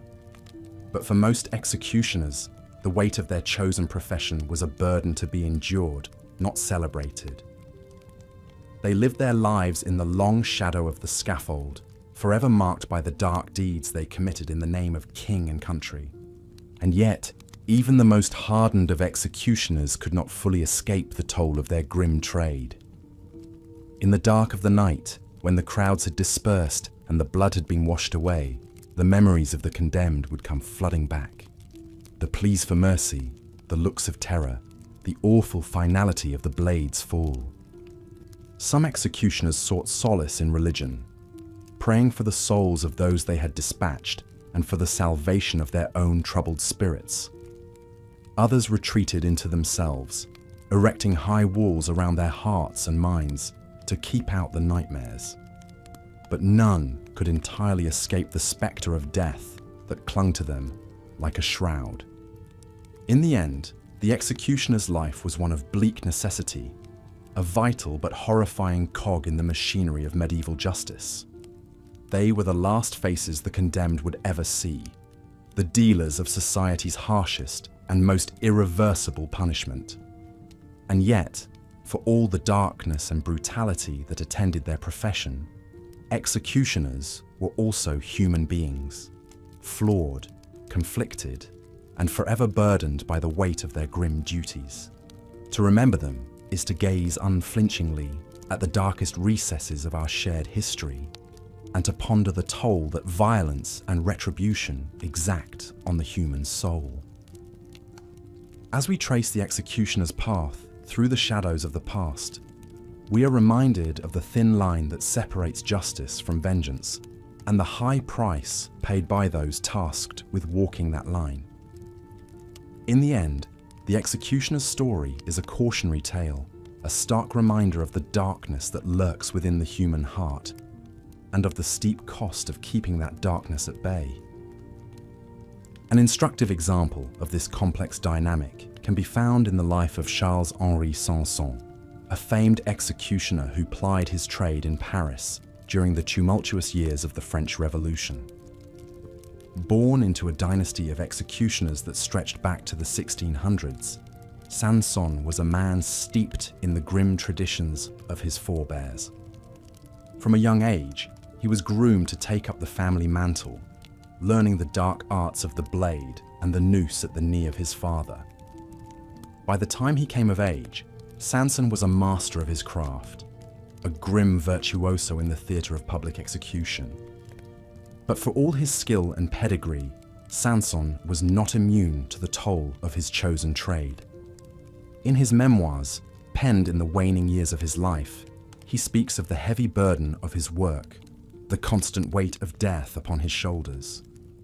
"It is a terrible thing," he wrote, "to hold the power of life and death in one's hands, to be the instrument of the law's ultimate sanction. It is a responsibility that never grows easier, no matter how many times one performs the act." And perform it he did, with a grim efficiency that made him one of the most prolific executioners in French history. Over the course of his long career, Sanson personally dispatched nearly 3,000 souls to the next world, from common thieves and murderers to aristocrats and royalty. His most infamous moment came in January of 1793, when he presided over the execution of King Louis XVI himself. It was a moment fraught with danger and historical import, as the fate of a nation hung in the balance. Sanson, ever the consummate professional, carried out his duties with a cool precision, severing the monarch's head with a single stroke of the blade. But even in this moment of grim triumph, Sanson was haunted by the weight of his actions. In his memoirs, he speaks of the strange intimacy of the act, the feeling of the king's lifeblood spattering his face and hands. "In that instant," he wrote, "I felt the full burden of my office, the awful responsibility of being the one to end the life of God's anointed sovereign. It was a burden that would stay with Sanson for the rest of his days, even as he continued to ply his trade through the bloody years of the Reign of Terror. With each passing execution, each fall of the blade, he felt himself slipping further into the abyss, his soul stained by the blood of the condemned. And yet, even in his darkest moments, Sanson clung to a grim sense of professional pride, a belief in the necessity of his work. He saw himself as an instrument of justice, a bulwark against the chaos and lawlessness that threatened to engulf the land. In his own mind, he was a servant of the greater good, even if that service required him to wade through an ocean of blood and suffering. It was a delicate balance, one that required a constant negotiation between his sense of duty and the toll it exacted on his soul. In the end, Sanson's story is a testament to the strange and complex psychology of the executioner, the mental and emotional contortions required to carry out such a grim and weighty task. It is a reminder that even those who deal in death are not immune to its ravages, that the act of killing, even in the name of justice, leaves an indelible mark on the psyche. And yet, for all the darkness and horror that attended his profession, Sanson remained a figure of grim fascination for the people of his time. His name was whispered in taverns and marketplaces, his deeds the stuff of grisly legend. In a strange way, he came to embody the savage contradictions of the era, the tension between the lofty ideals of the Enlightenment and the brutal realities of the revolutionary moment. As we look back on Sanson's life from the distance of centuries, it is easy to view him as a monster, a cold-blooded killer who dispatched human lives with all the detachment of a butcher slaughtering cattle. But to do so is to ignore the complex web of duty, tradition, and necessity that bound him to his grim trade. In the end, Sanson was a product of his time and place, a man tasked with carrying out the darkest of society's impulses. That he did so with a measure of skill and professionalism is a testament not to his inhumanity, but to his resilience in the face of unimaginable horror. And yet, even as we ponder the grim necessity of his work, we cannot help but shudder at the toll it must have taken on his soul. To live in the constant shadow of death, to be forever stained by the blood of the condemned.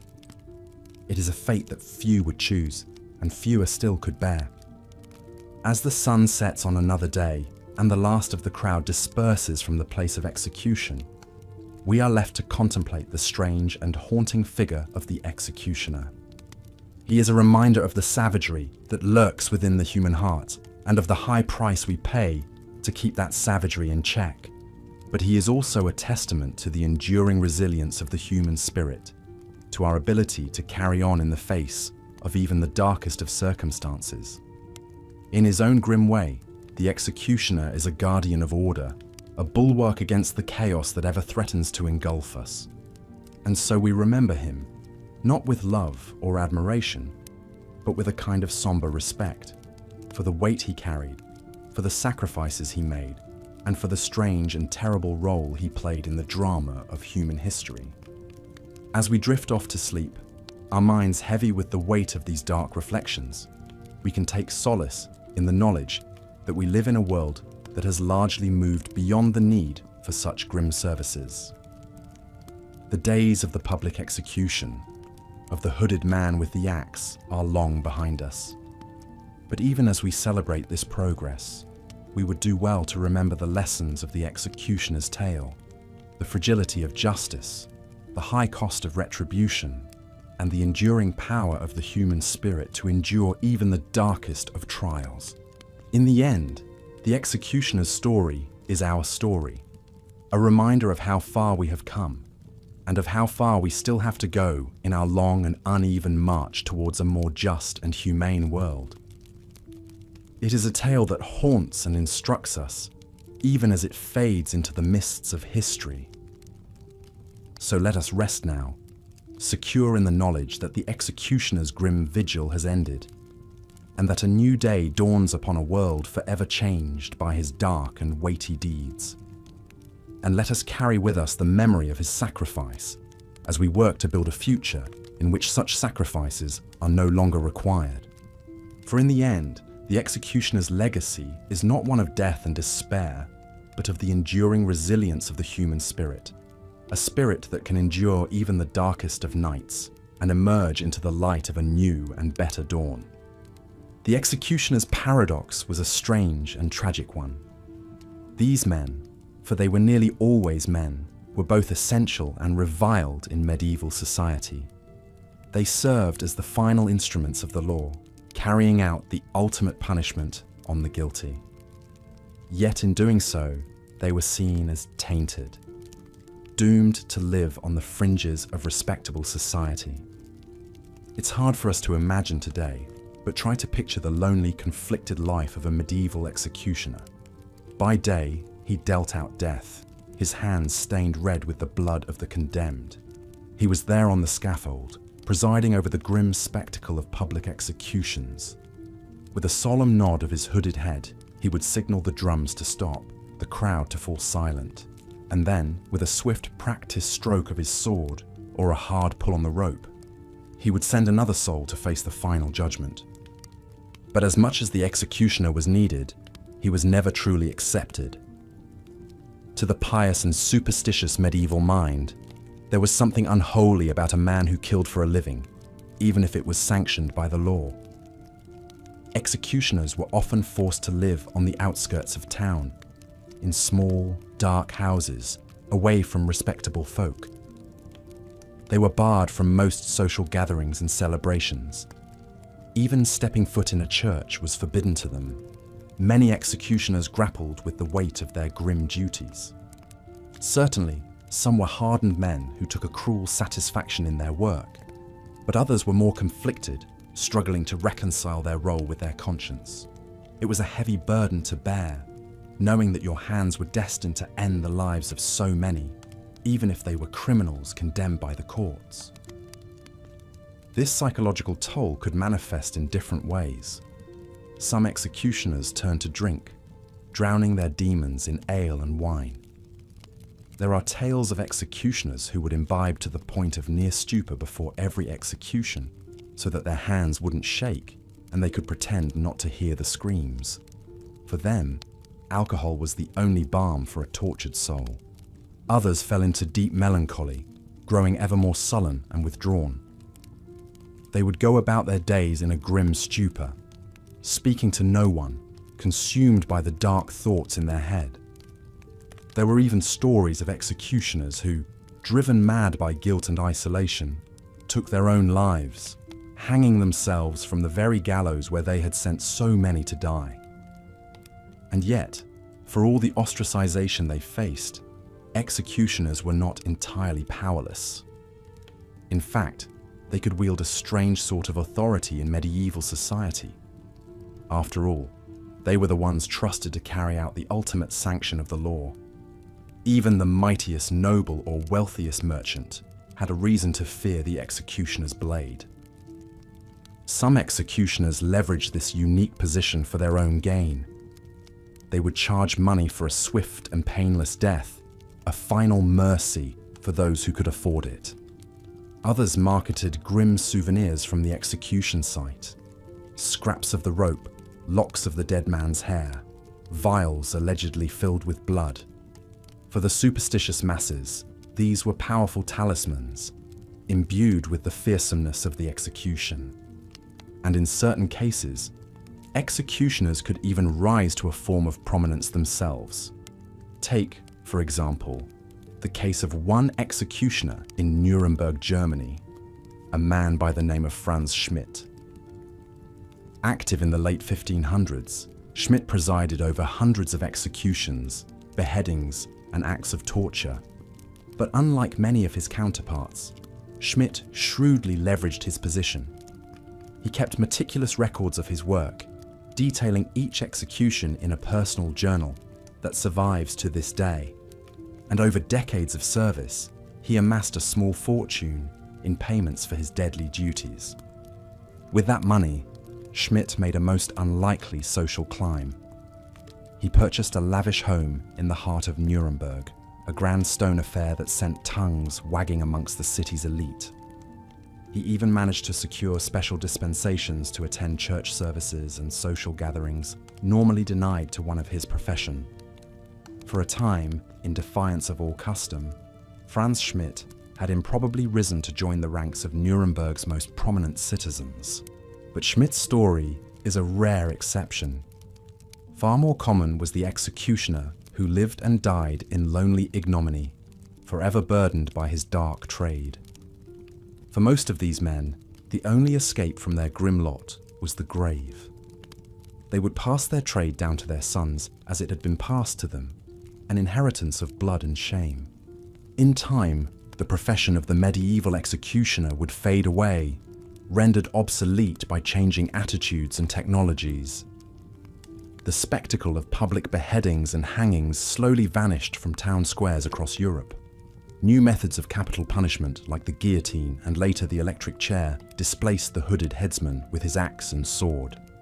But there is one final medieval executioner whose story deserves telling, a man who plied his trade well into the 20th century.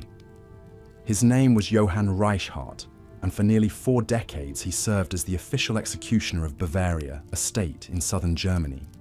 Reichardt lived a strange double life.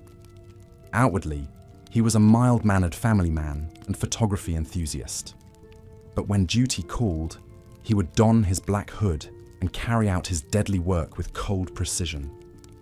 Over the course of his career, Reichardt executed more than 3,000 people, including numerous Nazi war criminals sentenced to death at the Nuremberg trials. Despite the scale of death he dealt, Reichardt maintained he was no monster, but a professional dutifully carrying out the orders of the state. Even still, he was heavily burdened by his work, sinking into depression and alcoholism in his later years. Johann Reichardt would be the last prominent executioner in German history. After the abolition of capital punishment in West Germany in 1949, he faded into obscurity, his story a final dark epilogue to a centuries-long tradition. And so the medieval executioner passed into the pages of history. Today, we look back on that hooded figure as a grim relic of a more barbaric time. And yet, if we peer deeper into his story, we might just find a more complex truth. For in many ways, the medieval executioner occupied a unique space between light and shadow, between justice and cruelty, between duty and disgrace. He was a man who carried out brutal acts, yet was still undeniably human, burdened with a guilt and loneliness few of us can ever truly comprehend. To walk a mile in his heavy black boots is to confront some of the darkest aspects of our own history. It is to grapple with questions of morality and mortality that still haunt us to this day, even if the hooded headsman no longer stalks our town squares. And so, as we drift off to sleep, let us spare a thought for the medieval executioner, that grim and tragic figure who dealt out death in the name of the law. May we ponder his story with empathy and solemnity, and may we hope that his kind will never walk among us again. But for now, it is time to let those dark tales recede into the depths of history. Time to let our minds quiet and our breathing slow. The night is soft around you, gentle and welcoming, inviting you to surrender to its embrace. So let your eyes grow heavy and let my words become a soothing hum, fading into the warm darkness of sleep. Rest now, dear listener, and may your dreams be untroubled by the shadows of the past. Good night. The flickering torch cast eerie shadows on the executioner's weathered face as he stood stoically in the pre-dawn gloom. An icy breeze carried the scent of wood smoke and decaying straw, but he barely noticed. His mind was fixed on the grim task ahead. With methodical focus, he began his preparations. The heavy oak work table groaned as he laid out his tools. The great axe head, its edges honed to gleaming sharpness, the thick hemp rope, coarse and unyielding, and the sword, elegant yet deadly, entrusted to him by the Duke himself for noble beheadings. Each instrument carefully inspected and blessed with a whispered prayer. But it was more than mere weaponry that the executioner readied that chill morning. He steeled himself mentally and emotionally for the bloody work to come. A deep breath to center his thoughts, a sip of strong ale to fortify his spirit and steady his hands. For though he had presided over countless tortures and executions, it was never a deed he took lightly. The executioner knew he was both reviled and feared, a pariah forced to live on the outskirts of town, shunned by the very society he served. Cruel irony for one tasked with the solemn role of carrying out justice. But such was his birth, right, and duty, skills passed down through generations. His father had placed the axe in his hands at the tender age of 12, the first tendrils of his dark legacy. Under his father's strict tutelage, he learned the precision of a neck-breaking drop, the angle of a severing blow, the signs of a condemned soul's merciful expiry. But no amount of training could inure him to the pleading eyes, the hysterical sobs, the pungent odor of voided bowels. Each ashen face and spurt of crimson blood seared into memory. These spectres revisited the executioner's rare dreams and lurked at the edges of his waking thoughts. A heaviness that could never be fully lifted, even in times of rest.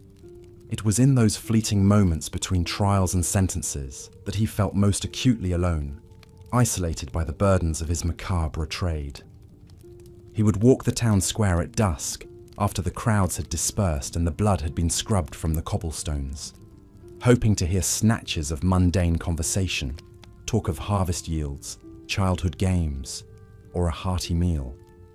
But voices would drop to furtive whispers as he passed, fearful sideways glances cast his way. Some would frantically make the evil eye sign or clutch a protective talisman. The executioner was used to this reaction, but it stung nonetheless. A reminder that, despite his vital role, he would forever be an outsider, respected for his power over life and death, but never accepted, the price of being the hand of justice in an often merciless time. As he gathered up the last of his tools in the somber dawn light, the executioner's thoughts drifted to the day ahead. More traitors' heads to sever, more thieves' necks to snap. Another small piece of his soul surrendered to the chopping block of duty. With a heavy sigh, he stepped out to face the waiting crowds, knowing that whatever victories the law might claim, a part of him would always remain in the shadows. The life of a medieval executioner was, by any measure, a brutal and unforgiving one. To fully understand the weight they carried and the harsh realities they faced, we must peer deeper into their origins, training, and day-to-day existence. What's more, by profiling some of the prominent executioners throughout history, we can gain a more human glimpse into the men behind the hoods and axes. Take, for example, Charles-Henri Sanson, the royal executioner of Paris in the late 18th century. Born in 1739 to a long line of state executioners stretching back to the 1600s, Sanson was the fourth in his family to hold the title of Monsieur de Paris, a genteel euphemism for his grim office. From a young age, Sanson was groomed to follow in his forefathers' footsteps. While other children played in the sunlit streets of the city, he was learning the grim tools of the trade in shadowed chambers. His education was one of death, the precise angle needed to cleanly sever a head, the correct portion of body weight to ensure a swift hanging, the vital signs of a departed soul. But Sanson was no unthinking brute or bloodthirsty sadist. By all accounts, he was an intelligent, sensitive man who struggled with the moral implications of his work. In his memoirs, he wrote of the dreadful anxiety he felt before each execution and the state of violent emotion that followed. It was a heavy psychic toll exacted by his duties, and those duties were manifold and morbid. Over his long career, Sanson personally dispatched nearly 3,000 condemned souls to their maker. Murderers and thieves, forgers and rebels. Their blood flowed like a dark river through the years of his service. But no execution would test Sanson's resolve more than that of the deposed king, Louis XVI himself. On a frigid January morning in 1793, Sanson found himself face to face with the former monarch atop the scaffold. In that tense moment, as he gazed into the king's resigned eyes and raised his blade, one can only imagine the tempest of emotions that roiled within him. Here was the divine ruler of France, laid low and entrusted to the executioner's hand by the implacable forces of revolution. With a swift, sure stroke, it was done. As he held aloft the king's severed head to the roaring crowd, Sanson became more than a mere executioner. He was now an avatar of the people's will, a grim symbol of the new order rising from the blood-soaked cobblestones. A task he never sought, but one thrust upon him by the tides of history. In the turbulent years that followed, as the revolution consumed its own and the guillotine's appetite grew ravenous, Sanson struggled to reconcile his sworn duty with his mounting distaste for the work. Privately, he began to question the ease with which the revolutionaries dispatched their enemies to the blade and the unthinking bloodlust of the mob. But ever the professional, he carried on, presiding over the executions of once powerful nobles and former allies of the revolution alike. Marie Antoinette, Danton, Robespierre, their deaths were all meted out by his hand, even as his spirit grew heavy with the weight of so much carnage. It was a burden he would bear for the rest of his days, even after retiring and passing on his grim mantle to his son, Henri. The elder Sanson withdrew from public life, seeking solace in quiet contemplation and the writing of his memoirs. But the spectre of the guillotine and the faces of the condemned were never far from his thoughts. In the end, Charles-Henri Sanson embodied the brutal paradox of the executioner's life. A man of moral complexity and human frailty, forced to carry out inhuman acts in the name of justice. His story is a testament to the toll such a grim responsibility exacts on the soul, and a window into the harsh realities faced by those who wielded the blade in medieval and early modern times. But not all executioners were as introspective or haunted as Sanson. Some, like the Yorkshire hangman Thomas Ascon, found shrewd ways to turn their macabre reputation to their advantage. Ascon, who plied his trade in the late 1500s, was known as much for his entrepreneurial zeal as his skill with a noose.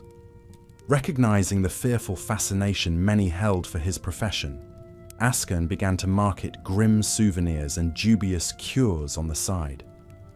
He would sell lengths of used hanging rope to superstitious villagers, who believed that a segment of the fatal hemp could ward off evil spirits or cure various ailments. Even more audaciously, Askern bottled and sold his own bathwater, claiming it had holy powers to heal the sick. Gullible peasants and merchants, enthralled to the hangman's sinister aura, would pay handsomely for a chance to imbibe the murky liquid or daub it on their afflicted limbs.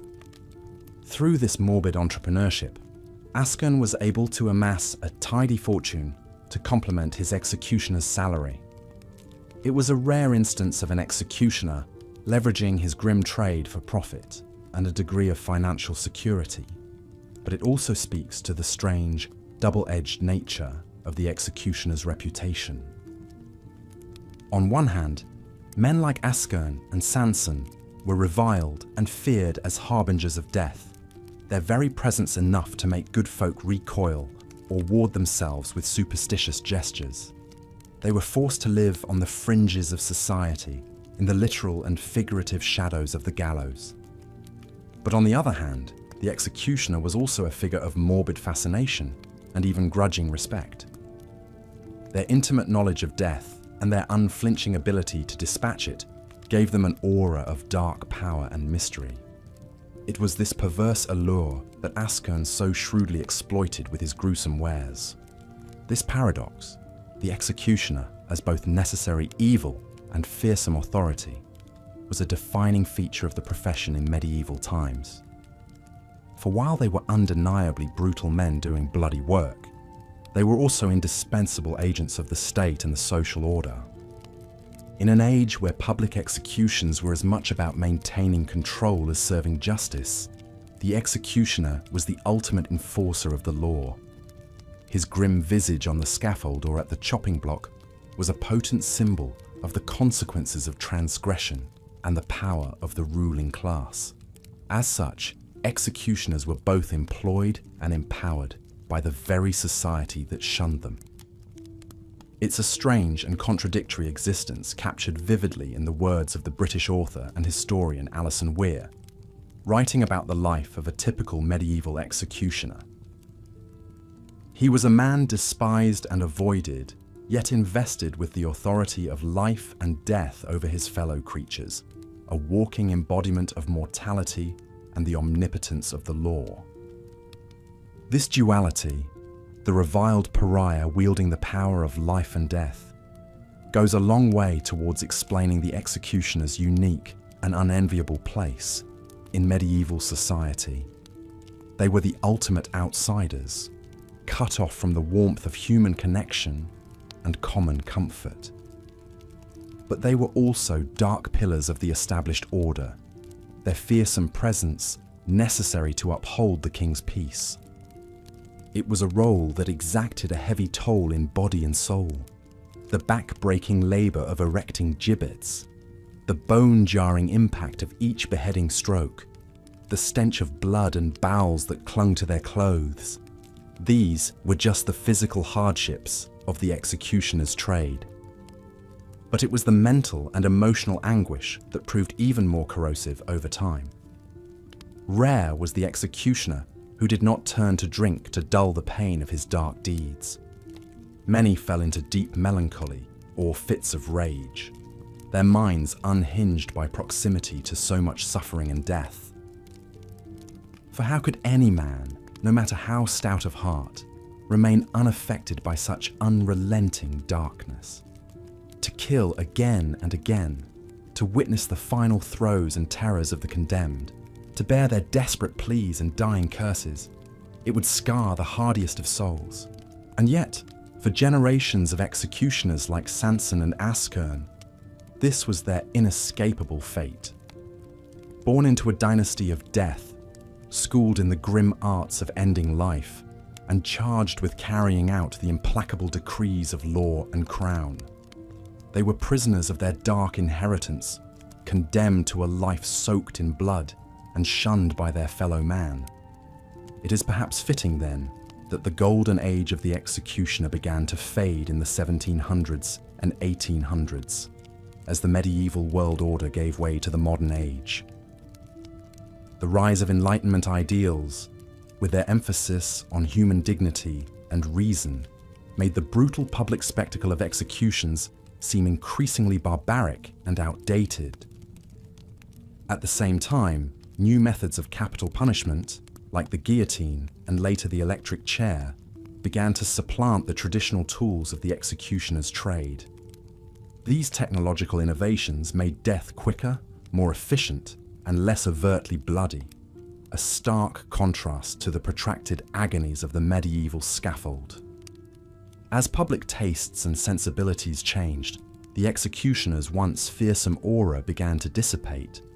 Where once they were dark agents of order and authority, they came to be seen as cruel anachronisms, relics of a more brutal age. The hooded figure with an axe, once a potent symbol of state power, became a cartoonish cliché, a source of gallows humor rather than genuine fear. This decline is poignantly captured in the story of Johann Reichardt, Bavaria's last state executioner. A man born into the twilight of his grim profession, Reichardt bore witness to the final spasms of capital punishment in Germany. During the dark years of Nazi rule, Reichardt found himself presiding over the secret executions of political prisoners and dissidents. In a twist of fate, he was forced to dispatch the very men who had once employed him, as the crumbling regime sought to hide evidence of its atrocities in the war's chaotic final days. It was a grim epilogue to centuries of brutal tradition, the executioner as an accessory to the worst excesses of tyranny and oppression. And with the fall of the Third Reich and the abolition of capital punishment in West Germany, Reichardt and his ilk faded into ignominious obscurity. In the end, the medieval executioner stands as a haunting reminder of the cruelty and darkness that once held sway in human affairs. A figure both necessary and reviled, empowered and outcast, he embodied the brutal contradictions of an age when life was cheap and death was ever present. Their stories, from the anguished confessions of Charles-Henri Sanson to the gallows humour of Thomas Askin, offer a glimpse into the harsh realities of a world where justice was swift, merciless, and drenched in blood. A world where the executioner was both the instrument of order and a symbol of its most primal brutality. And while we may recoil at their grim trade and the casual cruelty of their era, we cannot help but feel a twinge of fascination and even pity for these dark souls. For they were, in the end, as much victims of their time and station as the condemned wretches they dispatched to the next world. In the sombre words of Charles-Henri Sanson himself, reflecting on a life steeped in death, "I have killed, it is true, but it was not of my own volition. I have always detested my horrible profession, but I had to carry out my orders." It is a sentiment that echoes across the centuries, a reminder of the heavy toll exacted on those who served as the brutal hand of justice in a merciless age. And as we consign the medieval executioner to the shadows of history, we are left to ponder the darkness that once dwelt in the human heart, and the hard-won progress that has brought us to a more enlightened, if still imperfect, present. For while the hooded figure with the axe may be gone, the spectre of cruelty and the thirst for retribution still linger in our world. It is up to us to confront these dark impulses with the light of compassion and reason, to remember the brutal past while striving for a more just and humane future. And so, as we lay our heads down to rest, let us spare a thought for the medieval executioner, that grim and tragic figure who once loomed so large in the nightmares of our ancestors. May their dark legacy serve as a reminder of how far we have come and how far we still have to go in the unending quest for justice and human dignity. Content warning: this script contains descriptions of medieval torture and violence. As the executioner's heavy footsteps echo across the town square, the murmuring crowd falls silent. A palpable tension hangs in the air, mingling with the acrid scent of smoke from the sputtering torches. The hooded figure ascends the wooden platform, his eyes fixed on the condemned man kneeling before the block. With a solemn nod, he raises his gleaming axe high overhead, poised to deliver the final blow. Such grim scenes played out countless times across medieval Europe, with the executioner serving as the dark hand of justice. These somber men, often born into the profession and trained from a young age, wielded tremendous power over life and death. Yet for all their fearsome reputation and gruesome duties, the executioners themselves led a harsh, lonely existence on the fringes of society.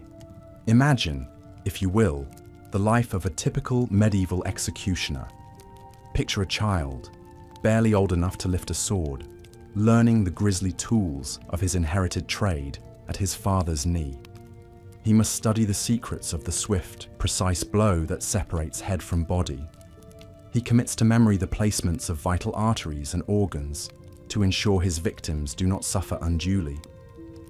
The lessons are as much psychological as physical.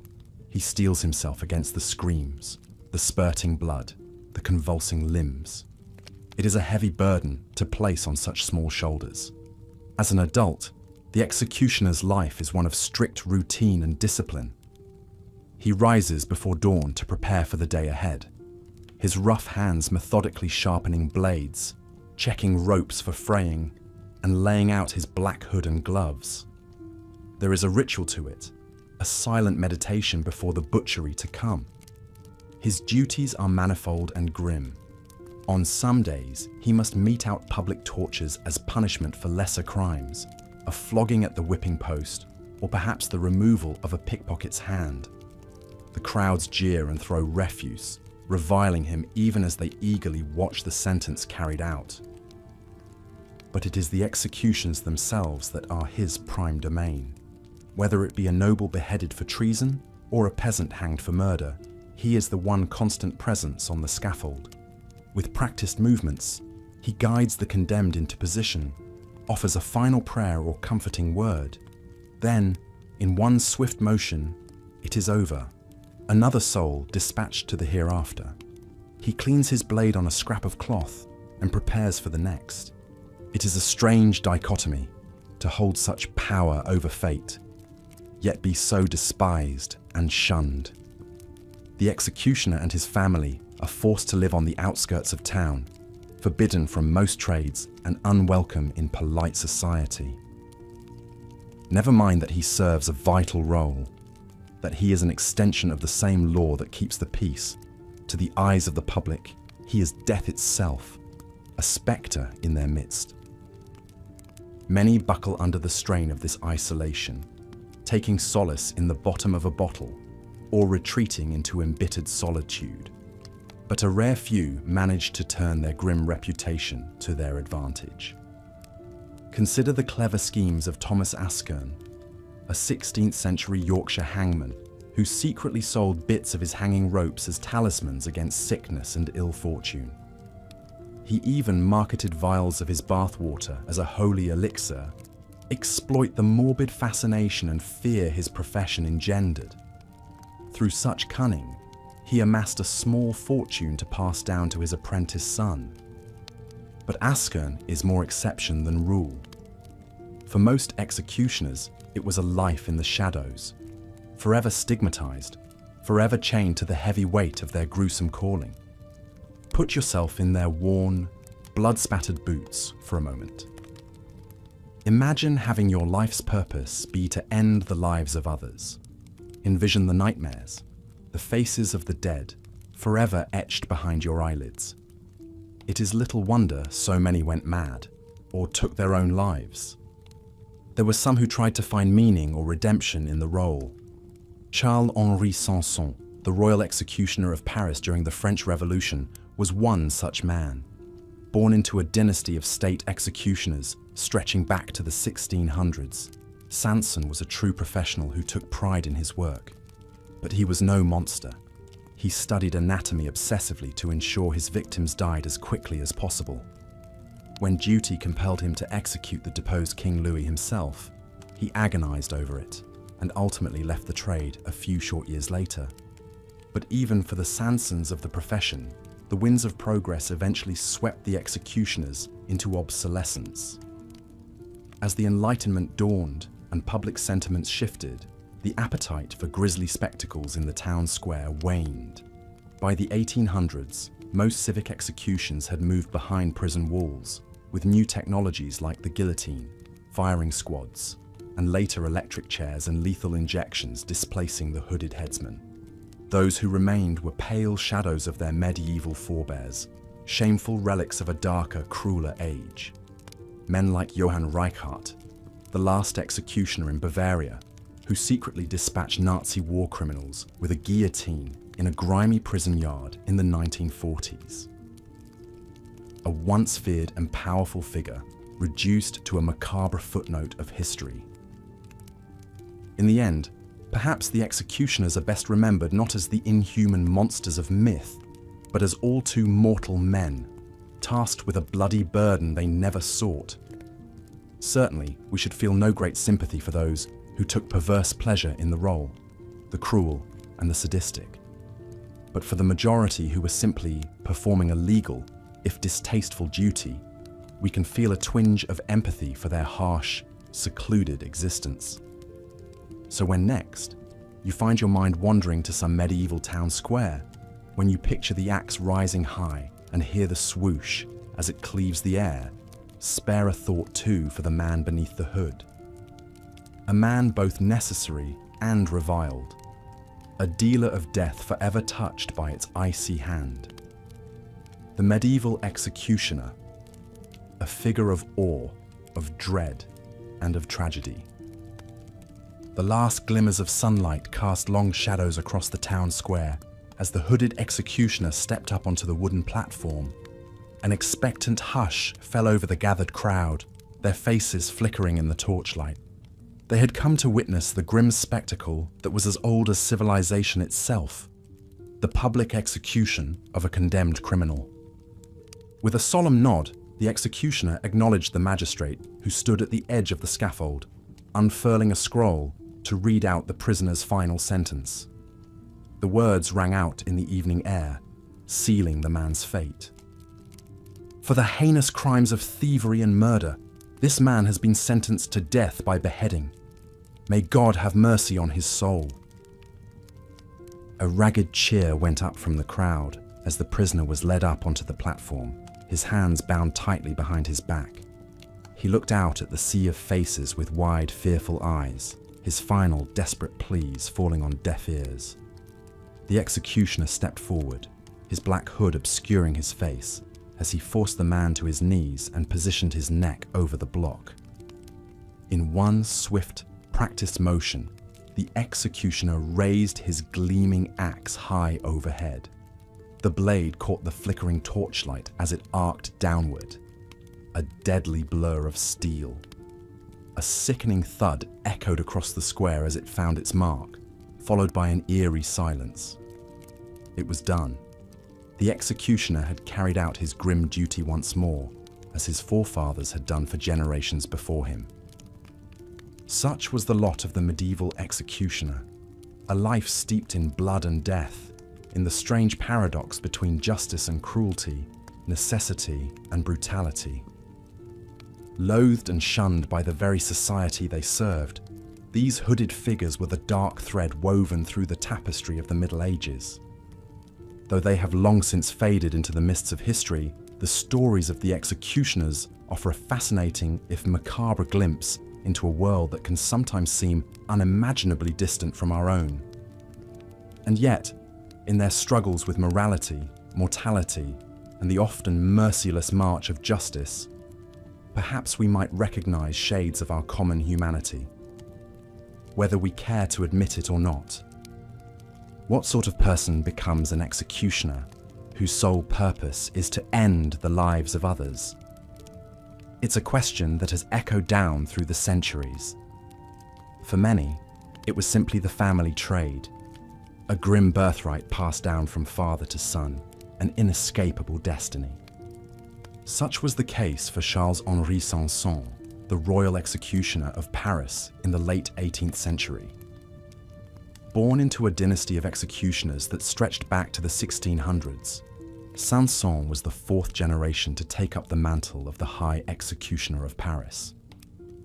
From a young age, he was groomed for his macabre calling, apprenticing under his uncle to learn the meticulous art of dealing death. For Sanson, the training was as much mental as physical. He studied anatomy obsessively, learning precisely where to aim his blade to bring a swift end. But he also had to steel himself for the emotional and psychological toll of the job. Taking a life, even that of a murderer or traitor, is no easy burden to bear. And yet, when Sanson stepped up to the scaffold, he did so with a cool professionalism and a certain grim pride in his work. With his austere black coat and powdered wig, he cut an imposing figure as he presided over the bloody business of justice. In his long career as royal executioner, Sanson personally dispatched nearly 3,000 souls to their maker at the behest of the French crown. Among his most famous clients was King Louis XVI himself, who went bravely to the guillotine during the Reign of Terror in 1793. Though he was no stranger to death, Sanson was said to take no pleasure in his work. He saw it as a solemn duty and a necessary, if tragic, function of a civilized society. He sought to minimize the suffering of the condemned, priding himself on his clean, sure strokes. And yet, for all his efforts to maintain a certain professional detachment, Sanson was still a man, and one who grappled with the weight of his grim deeds. In his quieter moments, he was known to philosophize about the nature of mortality and justice, and the place of the executioner in the grand scheme of things. In a well-governed state, the executioner's axe is as necessary as the scales of justice, he once mused, perhaps trying to reassure himself as much as anyone.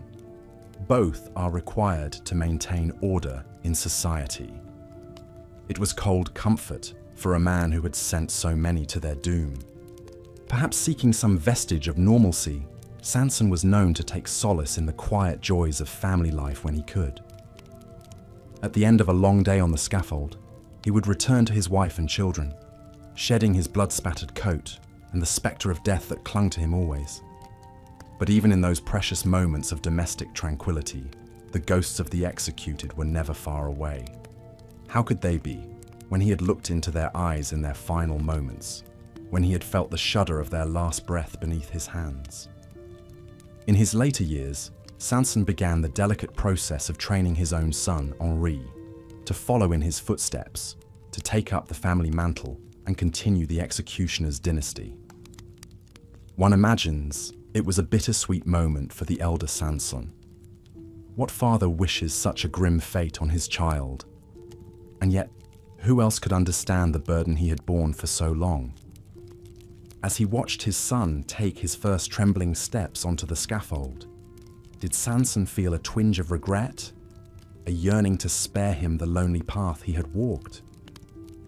Or did he feel a certain melancholy pride, knowing that his legacy would endure, that the Sanson name would continue to be synonymous with death, justice, and the heavy hand of the law? History does not record his innermost thoughts on the matter. But as he looked on, seeing himself in the young man before him, one imagines the old executioner grappled with the same questions that had haunted him throughout his long, blood-soaked career, about fate and free will, about the true cost of upholding order in a chaotic world. Such were the weighty matters that occupied the minds of the executioners, those grim reapers who stood at the crossroads of life and death, meting out the ultimate punishment in the name of king and country. Theirs was a strange and terrible calling, one that set them forever apart from their fellow man. And yet, for all the fear and loathing they inspired, the executioners were not always content to dwell in the shadows. Some, like the wily Thomas Askin, found ways to turn society's morbid fascination with their trade into a tidy profit. Askin was a hangman in the northern English county of Yorkshire in the late 1500s. He was known for his meticulous attention to detail on the gallows, ensuring that each condemned prisoner met a swift and merciful end. But it was his activities off the scaffold that truly set tongues wagging. With a sly entrepreneurial streak that belied his grim profession, Asken began peddling a curious array of wares that he claimed could cure all manner of ailments and misfortunes. Among his most prized products were segments of the very ropes he used to dispatch his victims, which he sold as talismans against sickness and bad luck. He also bottled and sold the bathwater he used to wash away the grime of his bloody work, marketing it as a potent holy water with mystical healing properties. Whether born of desperation or a belief in the executioner's supposed occult powers, people flocked to buy Asken's grisly snake oils. Before long, the canny hangman had amassed a small fortune from his morbid side hustle. It was a strange twist of fate, the reviled executioner profiting handsomely from the same people who shunned and feared him. But Asken was nothing if not adaptable, finding a way to turn even the darkest aspects of his profession to his advantage. Of course, not all executioners were as shrewd or enterprising as Thomas Asken.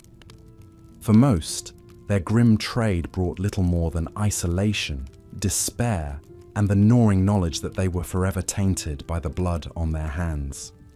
Though they performed a vital service for crown and community, executioners were universally despised and shunned.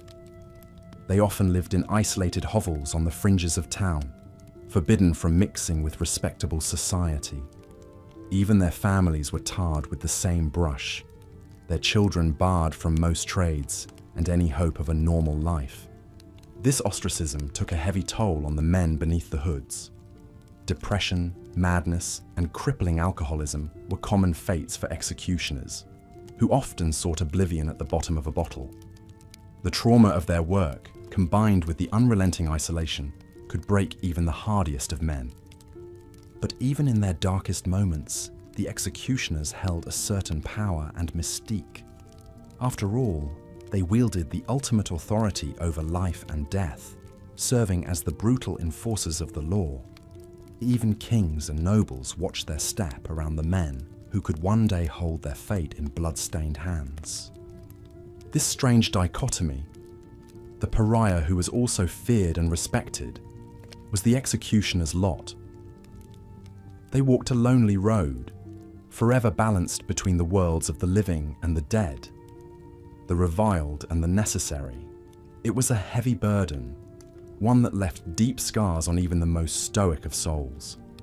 And yet, for all their suffering and sacrifice, the executioners were destined to fade into ignominy. As the centuries wore on and the appetites for blood and brutality waned, these grim figures became little more than historical footnotes, shadowy spectres from a darker age. By the 1700s and 1800s, public executions were falling out of favour across Europe and the Americas. The spectacle of the scaffold, once a staple of the town square, was increasingly seen as a barbaric relic of a less enlightened time. Governments began to consider more humane methods of capital punishment, like the guillotine, firing squad, and later, the electric chair and lethal injection. With each passing decade, the executioner's stock fell further. These once feared and respected figures were now seen as little more than grubby anachronisms, their fearsome mystique long faded.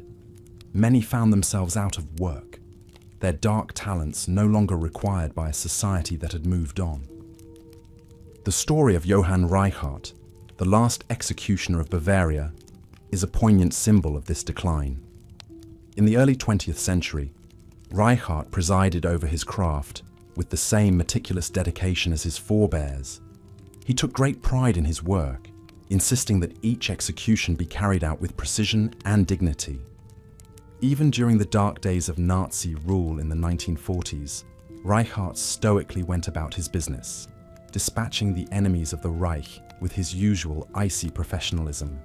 He never let his personal feelings intrude on his work, even as he watched Germany descend into the abyss. But when the war ended and the full extent of the Nazis' crimes came to light, Reichardt found himself a pariah once more. The Allies, disgusted by the executioner's complicity with the regime, barred him from plying his trade. He spent his final years in obscurity and disgrace, a relic of a time that many wish to forget. Johann Reichardt's story is a fitting coda to the long, blood-stained history of the executioners. These once mighty figures, who had struck fear into the hearts of commoners and kings alike, had been reduced to little more than shameful reminders of a barbaric past. The world had moved on, leaving them to fade into the shadows of history. And yet, even as the executioners vanished from view, the spectre of their dark trade lingered. For as long as there has been law, there has been punishment, and the need for someone to mete out the ultimate sanction. Whether by axe and rope or needle and syringe, the grim work of the executioner endures, an eternal testament to the darkest impulses of human justice. As we look back on the lives of these hooded figures, it's easy to view them as little more than monsters or villains, the brutal faces of a cruel and unforgiving world. But to do so is to ignore the complex tapestry of their existence, the heavy burdens they bore in service to crown and community. Theirs was a life of isolation and despair, forever balanced between necessity and brutality. They were the unwilling avatars of justice in an age when justice was often synonymous with vengeance and blood. In their stories, we catch a glimpse of the strange paradoxes of power and punishment that have echoed down through the ages. And though the executioners have long since vanished into the mists of history, their legacy endures as a haunting reminder of the darkness that lurks at the edges of human civilization. In their tortured souls and blood-stained hands, we see reflected the eternal struggle between order and chaos, mercy and retribution. So perhaps, as we consign these grim figures to the shadows of the past, we would do well to remember the burdens they bore on behalf of a society that reviled them. Theirs was a terrible calling, a life steeped in death and despair, but one that holds up a mirror to the darkest recesses of the human soul.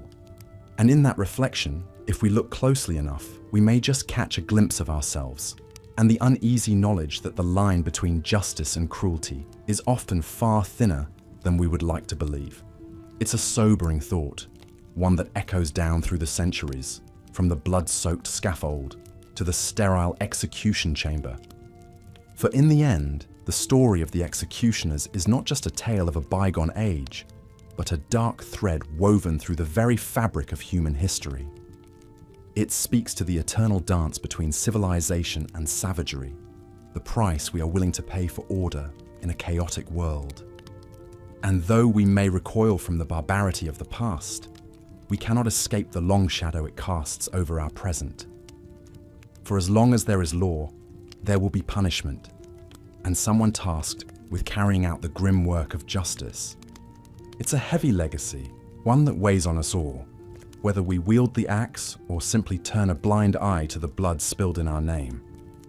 In the tortured lives of the executioners, we see the reflection of our own struggles with morality and mortality, the price of our uneasy compact with the forces of order and retribution. And so, as we consign these dark figures to history's dustbin, let us pause to ponder the burdens they bore and the lessons they leave behind. For in the end, their story is not just theirs, but ours, a reminder of the darkness that dwells within us all, and the eternal struggle to balance the scales of justice in an often merciless world. As the last echoes of the executioner's tale fade into silence, we are left to grapple with these weighty questions in the quiet of our own hearts. And though the answers may be elusive, the asking is its own form of reckoning, a chance to confront the shadows that lurk within and without. For in the end, the story of the executioners is a mirror held up to the human condition, a reflection of our darkest impulses and our noblest ideals. And in that reflection, we may just find a glimmer of understanding, a chance for empathy and grace in a world that so often seems to have little of either. So let us remember the executioners, not as monsters or villains, but as fallible, tortured souls, forever trapped between the forces of light and darkness. And in remembering, let us strive to build a world where their grim trade is no longer needed, a world where justice and mercy walk hand in hand, and the shadow of the scaffold fades at last into the light.